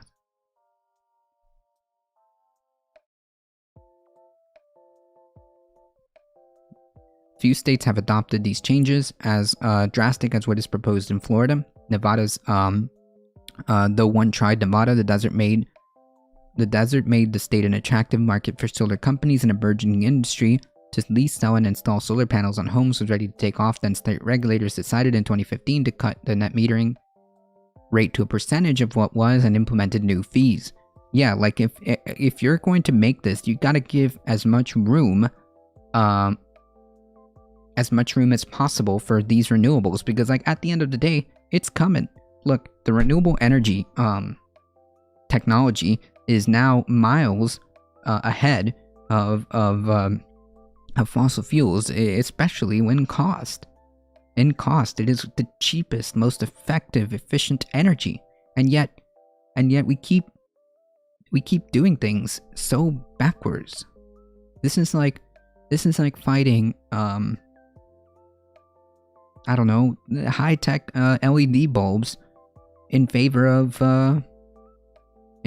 like polluting incandescent light bulbs or something. Like, we're fighting against, first of all, the ability for us to even attempt to kind of maybe, hopefully, move ourselves away from fossil fuels for the sake of a monopoly, for the sake of the survival of a monopoly.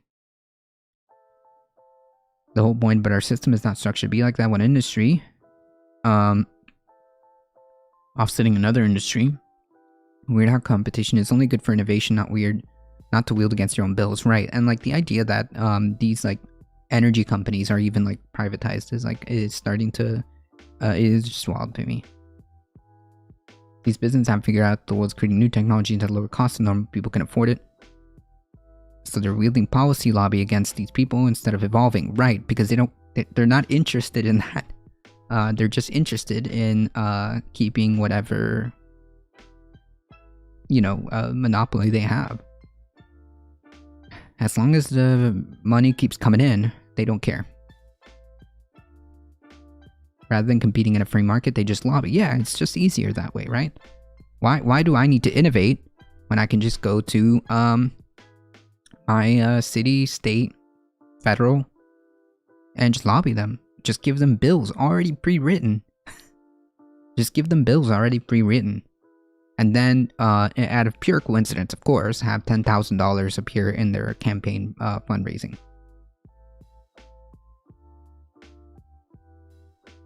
We just need to GoFundMe a large amount of lobby. Yeah, there you go. The logic fits, though.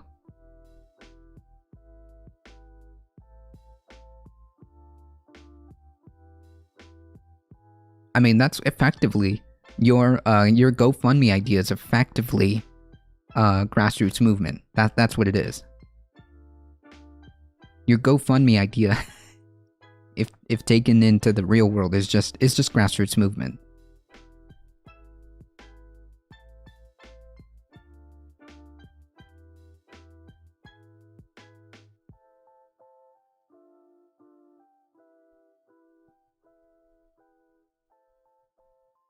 After 2 years of public outcry and lobbying campaign from Tesla, thanks, maker of solar batteries, of course, playing to their interest, Nevada reversed course, but the effects of the action in 2015 lingered. Miller said solar builders remain wary of the regulators, and investment was slow to take off.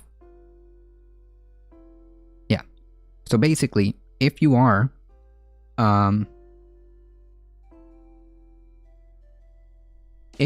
going to make regulations and things like that, it should be to make things better. It should be to make things easier. Right? It should be to improve. Not this. This is regulations only to benefit FPL. This is only this is only to the benefit of FPL. That's it. That's it.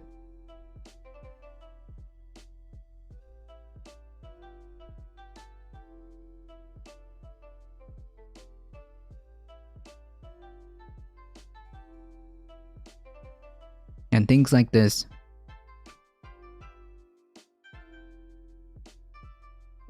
is why we can't move forward.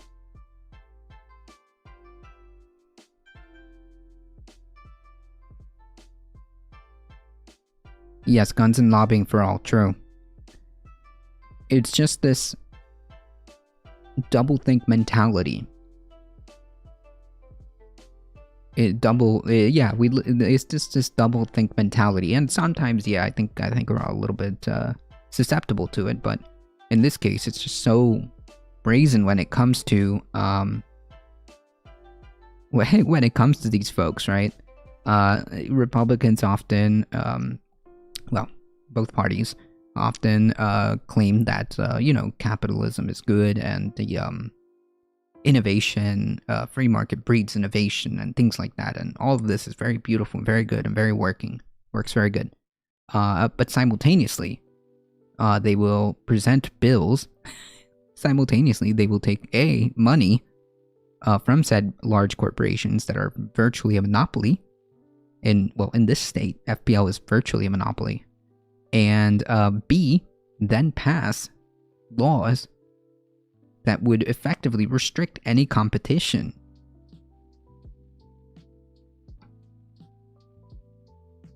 So you gotta square that circle for me, right? You have these politicians who believe that the free market will provide innovation. The free market and capitalism will provide innovation, all this other stuff. Great, cool. But pass laws to secure the monopoly at the behest of said monopoly, thus stifling any progress or any innovation or any competition.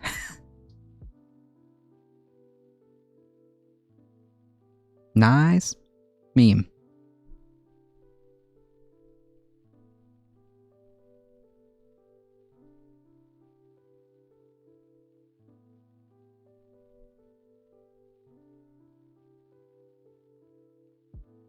Behest is a good word, true.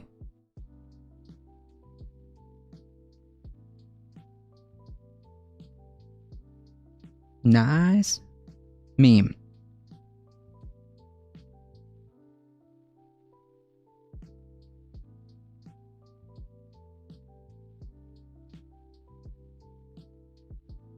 I was gonna go over this tweet, but quite frankly, I don't even know if it's worth addressing. I don't even know if it's worth addressing.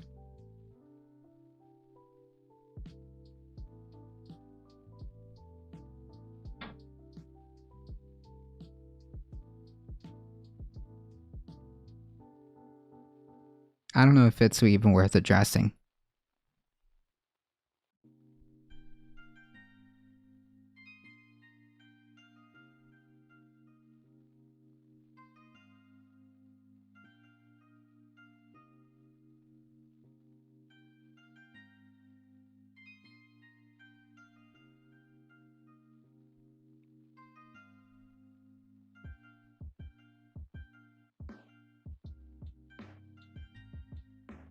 apparently,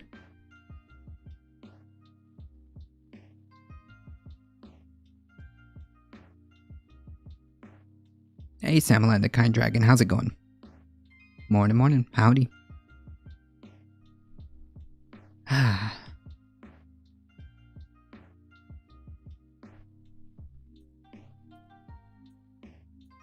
Should we even talk about this?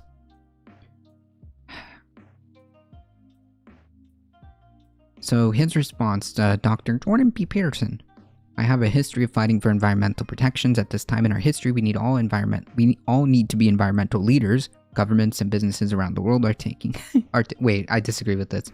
Are taking leadership because the cost of pollution are very real. This is true.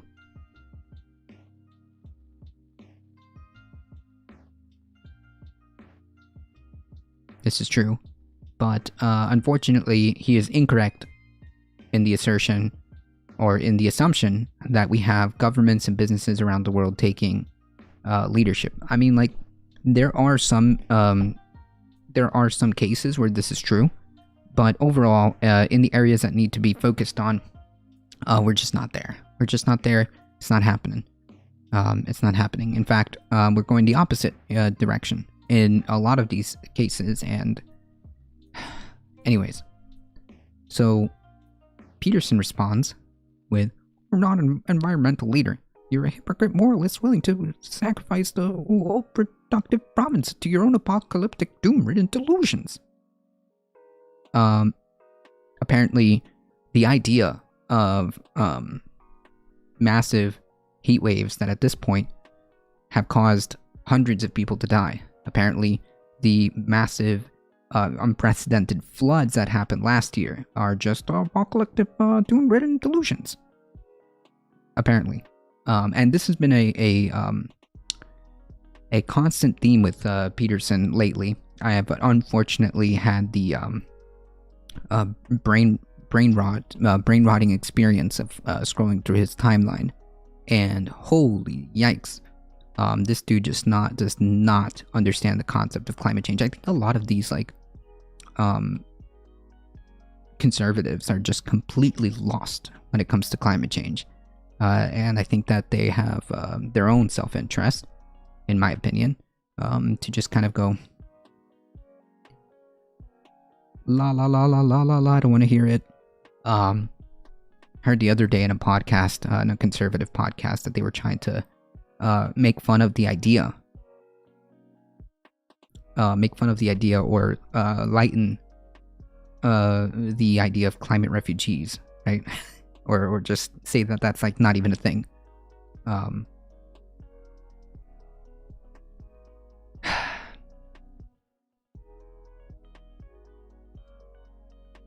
It's not good. It's not good. And this guy continues to repost. If you scroll down, like, if you have the capabilities of scrolling through his timeline when he's like spewing out like his own delusions, he retweets constantly climate change deniers. He constantly makes it as if there's some type of alarmism behind the idea that we're heading in a very, very wrong direction. We're heading in the exact opposite direction. Emissions aren't being reduced. We don't have any type of serious movement towards addressing any of these problems. Our governments have failed. Businesses don't care. Or they're not incentivized to care. And by the time they will, it's already too late. I've never heard of VR drone racing until about 10 minutes ago. There's an ad for it. Yeah, sometimes it drops like these random ads. The app drops random ads. So, yeah, me neither, but hey. Liar, liar, planet on fire, true. And there's one that really brought my ire here. Let me see if we can pull it up.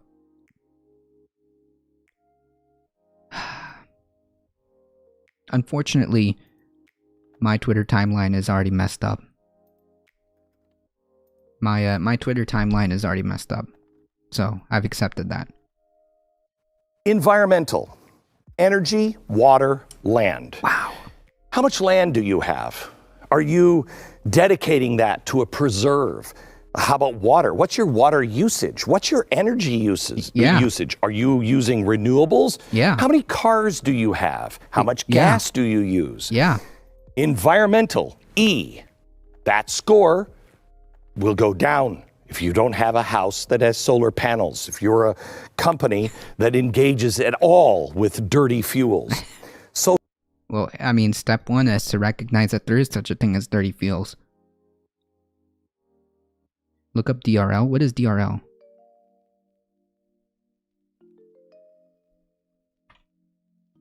Oh, Drone Racing League. Yeah, it's a thing. Yeah. Learn to fly like the pros with Drone Racing League Flight Simulator. Huh. Yeah, that's a thing. That's totally a thing.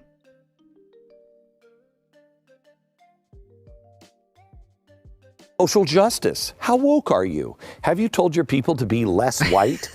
Are you anti-police? Is it okay to protest and march and burn down cities for BLM, but definitely not? Because you are against the vaccine I have to laugh because if I don't, I'm gonna cry. mandates? That there are people who Then great. unironically You're gonna are do like this. Great on social justice scores. And governance. Your business. How many women do you employ? How many minorities? Who's on the board of directors? Here's the great thing. When it comes to stakeholder capitalism, it's not shareholder, it's not you. It's the stakeholders. It's the government, the governments of the world, the banks, and the businesses. But you know how they have a board of directors? Yeah, the government has what in ESG land is called a golden stake. So even after all of this, if the company says, yeah, but we're not going to do that, that's just not good for us. The golden stake can be driven through their heads by the government, and they will say, no, you are doing this. That's ESG. Now, that's the lever that they are using, as Janet Yellen just mentioned. ESG, environmental, social, and governance. Basically, if a bank or a company doesn't meet the standards of those three metrics, then they're giving a load grade that looks similar to a credit score. Credit doesn't matter. How are you on the environment? How are you with women's issues? I love how he like tacitly admits that that like credit like scores and stuff like that is just like arbitrary.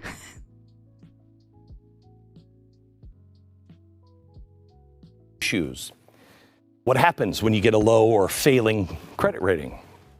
Well, you're locked out because that's not the direction the world is going. And so you become a risk to the bank and to the community. I mean, yeah. So will this affect you? I want to show you something. We were recently given this screenshot from somebody that has assets. By the way, the ESG scores aren't like some type of like governmental aren't some governmental mandate or anything like that. They're just like they're just scores that are used by institutional and independent investors to identify companies that are likely to offer good returns. This isn't even like a government thing.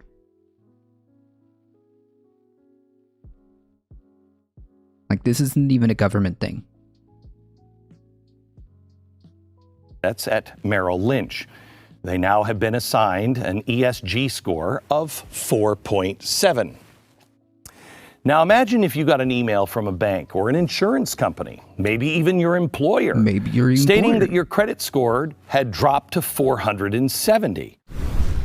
Yeah, Black, I almost called him Black. Yeah, I wonder. Because for arbitrary reasons, you get a call for sometimes things that aren't even under your control. You get a low credit score that shafts you out of doing anything in this country. Yeah, it's like, man, these people live in literal doublethink all the time. He's definitely there for nefarious purposes. Yeah, sure, he's like a propagandist. And of course we have Dr. Peterson over here retweeting this as if, oh, not good. This is not good. I don't know what a Zionist means. Like, what do you mean by that?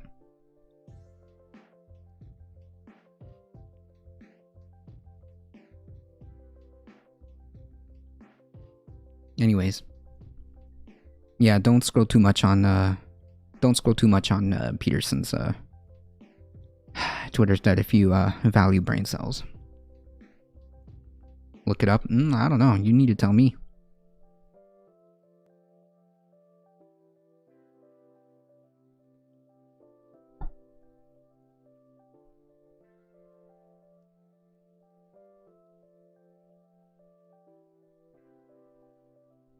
Yeah, I mean, but that's different. I don't know. Sometimes, like, the terminology kind of rings different bells for me. Because those two are wildly different things, are they? Aren't they?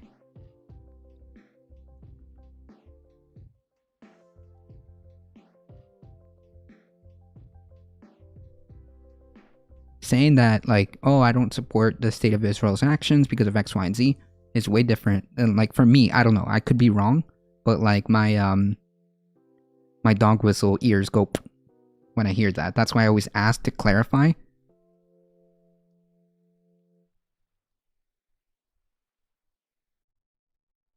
Let's see if we can get through some of this. All right. Hey y'all, it's Becky here from the Beccasphere, where we talk about climate news and solutions. If you want to stay up to date with the latest information relating to the climate crisis, I highly suggest you hit that subscribe button below.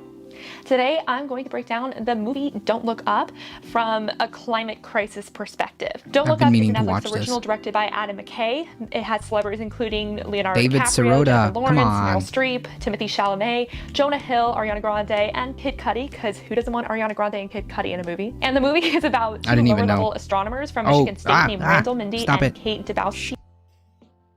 Spoilers, I gotta go. Okay. Damn. I should have warned. Okay, so now's the time for, if you guys haven't seen the movie Don't Look Up, to go check it out. Go check it out. Spoiler alert. I'm supposed to watch Don't Look Up this week with a buddy. Okay, so spoiler alert. La. Okay? Spoilers. 5, 4, 3, 2, 1. Dabowski, I will butcher that, who discovered a planet-killing comet going to hit the Earth in about 6 months and 14 days. So when they tell the president, played by Meryl Streep, and her chief of staff, Jonah Hill, they are not taken seriously. Some people do. Then they tried to go to the media, and they're still not taken seriously. All this while the asteroid is getting closer. Then Peter from Bash Cellular tells the president that he can create asteroid-destroying devices, but that humanity should wait until the last second to collect precious metal found on the comet. So they begin waiting until the last minute. Adam blatantly says that he was inspired by the climate crisis in action. In fact, he actually wrote the script before the pandemic existed, so it blew his mind how accurate the script ended up being for the public's response to that scientific issue. Another fun coincidence is that the movie came out just weeks after NASA announced its Double Asteroid Redirection Test, or DART, to test if colliding a satellite with a planet-killing sized asteroid to divert it off course enough to save a planet would actually work. So that proves that in reality, if this was the problem we were dealing with, we would have solved the problem. But bottom line, Don't Look Up is meant to be a commentary on how the US and other top emitting nations have failed to deal with the planet-killing situation, namely climate change, and how ridiculous— Yeah, like, it just happened to be that we can apply it to, like, basically our inability to somehow, despite our inability to see the bigger picture, right? And how our current systems in place just simply failed us at every turn.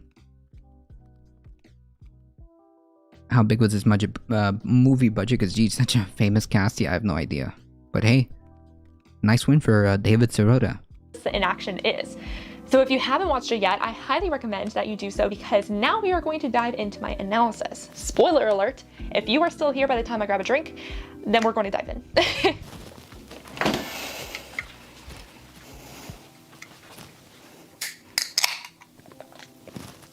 Are you still here? Okay, great. Let's go ahead and get started. Okay, so basically I'm going to split up this video in different groups of people that are being represented in the film. The first one we're going to talk about is the scientists. There are basically 3 scientists in the movie. There's Randall, who is an astronomy professor at Michigan State, played by Leo. There's Kate, who's Randall's PhD student and discovers the comet, which then gets named Comet Debowski, and Kate's played by Jennifer Lawrence. And then there's Teddy, who is the head of NASA's Planetary Defense Coordination Office, which is a real thing, as clarified in the movie, and he's played by Rob Morgan. We're mainly going to talk about Randall and Kate, honestly, because they're the ones that have the most commentary attached to them, I think. Randall was originally the example of a scientist who has been in his lab for too long. He's quiet and rambly, he's too technical and detailed, and he doesn't get to the point. When he first announced this finding to Teddy, he immediately downplayed his credentials by saying that he's from Michigan State and hasn't been published in a while. This says 2 things about science off the bat. First, that scientists often experience imposter syndrome even when they are experts in the field. The beauty of science is knowing that there's still plenty to learn, and this can Our cause systems scientists do to exactly sometimes what they're meant to underestimate do. themselves.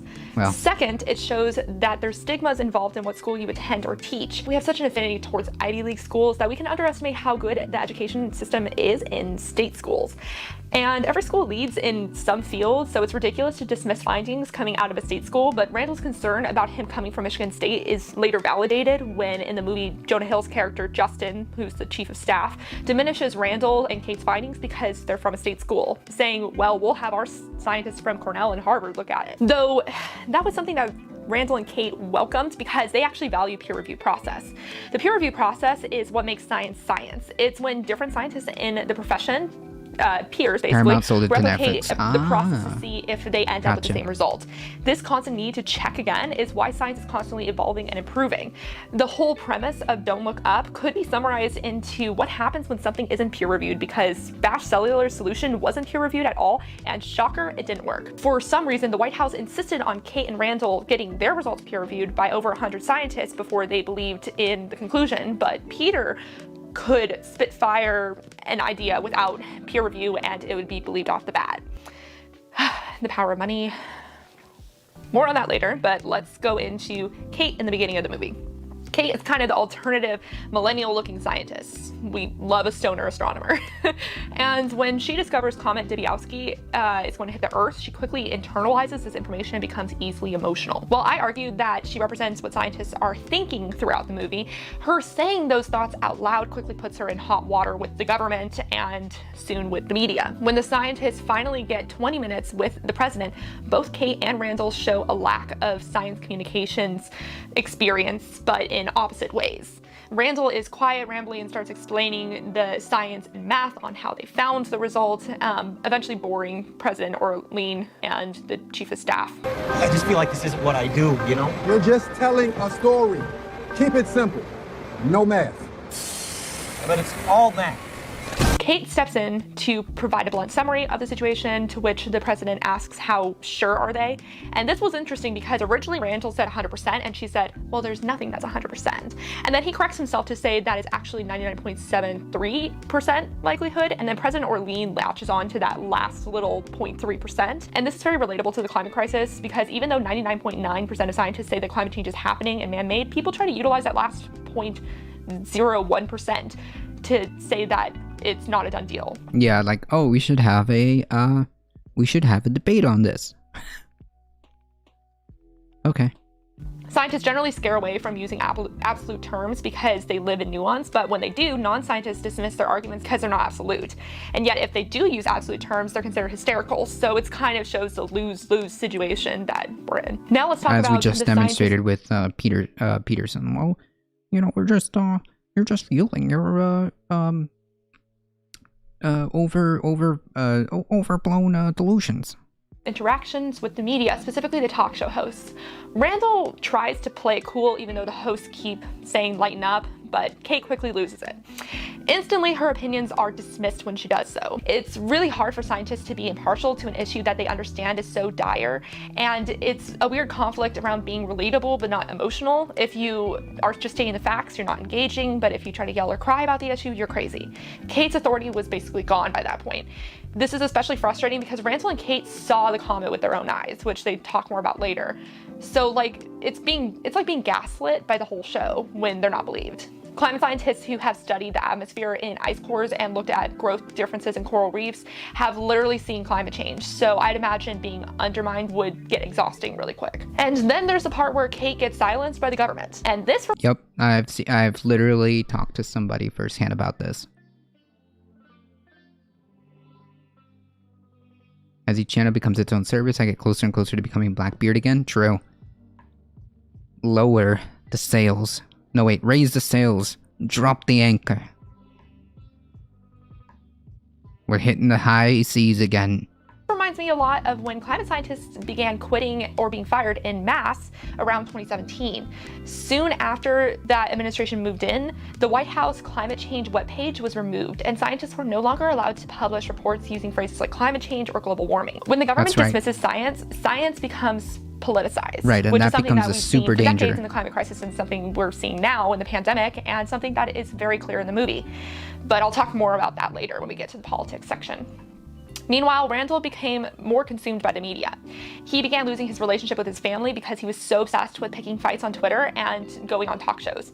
And eventually he began having an affair with one of the talk show hosts, so he was literally in bed with the media. He also became a talking head for the White House's solution after being razzle-dazzled by the fancy Bash plan. Teddy and Kate, who weren't invited to the presentation, were quickly skeptical of the plan because it had no peer review to back it up, but Randall let himself be convinced. It took scientists being fired for speaking out against the plan for him to realize that he picked the wrong side. But as soon as he lost it on live TV, the same way Kate did, he was dumped by the host and the media altogether. It only takes one small step to get fully canceled, which does not help when you have a larger than person cause that you're fighting for. And it took the comet finally being visible to the naked eye for scientists to be believed again. Many scientists have hoped that extreme weather events that have already started showing their ugly head would be that for people, would basically be the comet for people. But so far that hasn't worked. So I kind of think that mass... Yeah, the problem here is the comet already hit. Sea level rise caused by the Thwaites Glacier melting in 3 to 5 years might unfortunately do the trick, but we'll see. Because even after the comet was visible, the politicization of the issue blinded half the population from recognizing its existence. Yeah. Which brings me to the politicians. President Orlean is an example of a bad elected official. The first thing we learn about her, besides the fact that she sidelined the scientists so clearly she doesn't value their importance, is that she surrounds herself with yes men like her son Jason. He's the one that is the chief of staff, so nepotism for the win. And the head of NASA, Dr. Clancy, who is a super donor and not even qualified for her job. Like, she's an anesthesiologist. What does that have to do with space besides the fact that anesthesia makes you feel like you're floating before it knocks you out? And really funny. I don't think we've had someone quite that far off for our NASA head, but maybe I'm missing something. Actually, No, you know the point- what? You know what that reminds me of now that I think of it? That's the equivalent of a fossil fuel sympathizer becoming the head of the EPA, like was the case starting in like 2016. So there it is. Yeah. We found it, and that's actually worse than just Yeah, being or not like having like the popular people who are climate change deniers be portrayed as like authoritative figures, but then when you look into it, they're just like engineers for Shell, for Shell and Royal Dutch Oil Company. relevant to the job. For Shell, Royal Dutch Oil Here, Company. I just wanted to say that I completely forgot to talk about the sit tight and assess quote, like literally one of the most iconic quotes of the movie. You know, basically that's a good example of governments constantly telling climate scientists, not yet, not yet, we have to think about it more, we might not have the right technology, you know, all that kind of stuff. So that was... New technology will come in the future when sit tight and assess is definitely we're something that already... Thanks. We're already at... scientists have heard for a long time. President Orlean cares more about poll numbers than humanity, to the extent that she will start silencing the scientists. She only starts caring about the issue when it's revealed that she's sleeping with the Supreme Court nominee who's being accused of soft porn and gross things. Then she uses the problem as a way to distract the media and paint herself as a hero. So it's always just political for her. But I mean, when she yeah, does that's actually take it politicians. seriously, she quickly starts taking shortcuts and unnecessary risk to maintain the status quo for as long as possible. She doesn't care that Bash's technology isn't backed up by science, as long as there's a chance that she can get her super donors rich from comet minerals. And what's the harm in taking risks when you're not the one that has to pay the consequences? Right, which seems to be a current theme, right? Seems to be a current theme with government, right? Yeah, why should we care? Or like even business interests, like, why should we care? We're making record profits.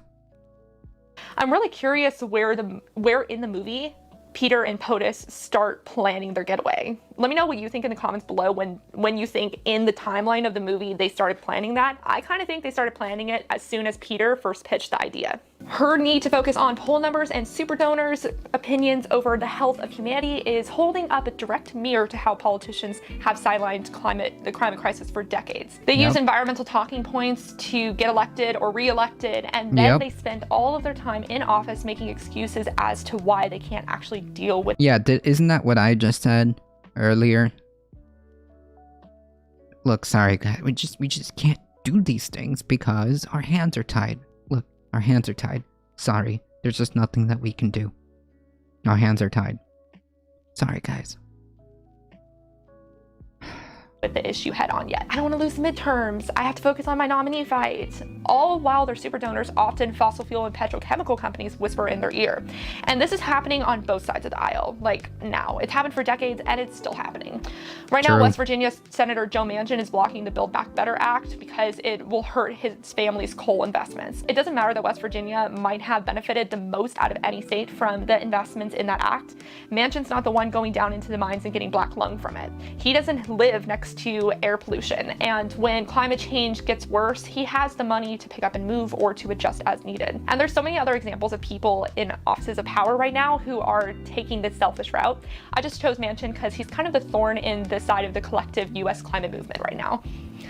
And again, President Orlean's denial of the science is the reason why science became political at all. When it got out that money could be made if Bash's mission was successful, the issue became believing in science versus job growth, which is ridiculous because without the world existing, how are you going to have job growth? Like, and that's true with climate change too. Here we are constantly making an excuse that clean energy transition will lose jobs, when in reality, if we don't change the way that we're treating the planet, the economy will tank anyway. Also, the clean energy transition and already is making way more US-based jobs. That's a good point, and it's also like, man, I had a good point, and it's just like change too. Here we are constantly making an excuse that okay. So yes, it's also the idea of like we should never move towards like light bulbs because we're gonna take the candle makers out of business, right? We just can't innovate or move forward with technology. Because will somebody think of the candle makers? Clean energy transition will lose jobs, when in reality, if we don't change the way that we're treating the planet, the economy will tank anyway. Also, the clean energy transition will and already is making way more US-based jobs than fossil fuels do, and you don't have to compromise your health or local environment while doing it. But I digress.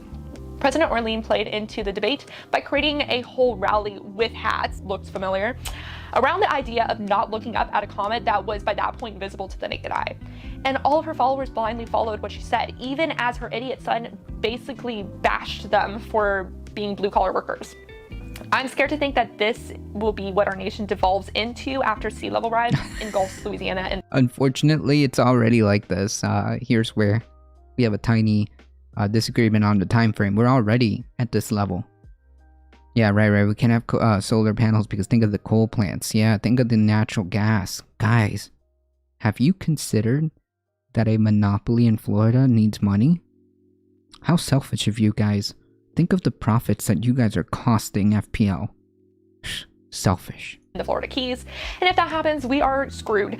There's still time as the celebrities. By the way, at the end of the song, that whole thing, Ari straight out says, "Turn off the shit, Fox News." Turn off the shit, Fox News. That's just pure gold. So the main part of Riley Bina, played by Ari, and DJ Cello, played by Kid Cudi, was to be an example of how easily the media and people in general get distracted by celebrity drama.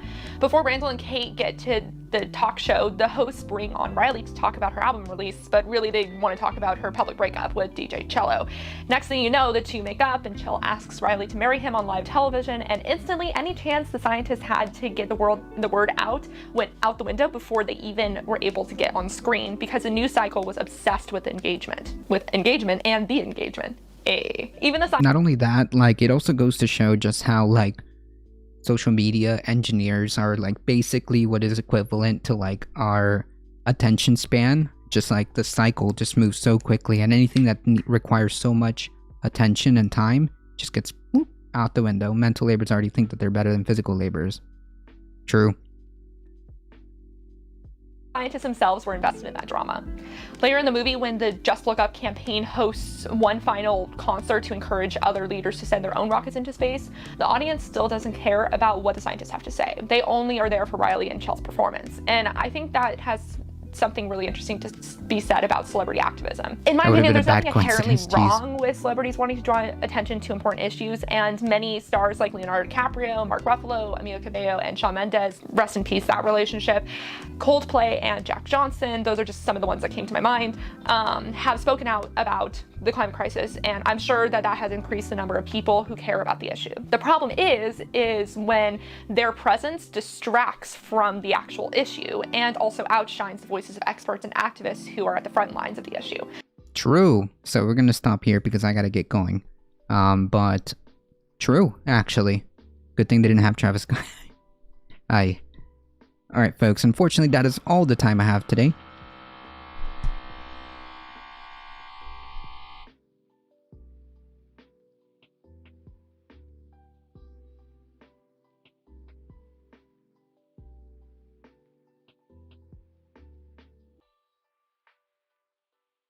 Okay, that was really weird. Anyways, folks, if you guys enjoyed the content, don't forget to hit the follow button on your way out. And join us on the YouTubes Monday through Thursday, 9 a.m. Yeah, I know, right? Jeez, that's so weird. We're here Monday through Thursday, 9 a.m. to 9 a.m. Eastern Time. Join us for Saturday Catterdays around noon Eastern Time. Hit the follow button, you get 5 free emotes. Hit the subscribe button on the YouTubes. As always, please stay safe. Please take care of each other. I love y'all, and I hope to see you guys in the next one. We're finishing this one tomorrow. See ya. Thanks for the stream. Thank you for hanging out. Thank you, Heat. Appreciate that. Thank you, Spread It Forward. So weird.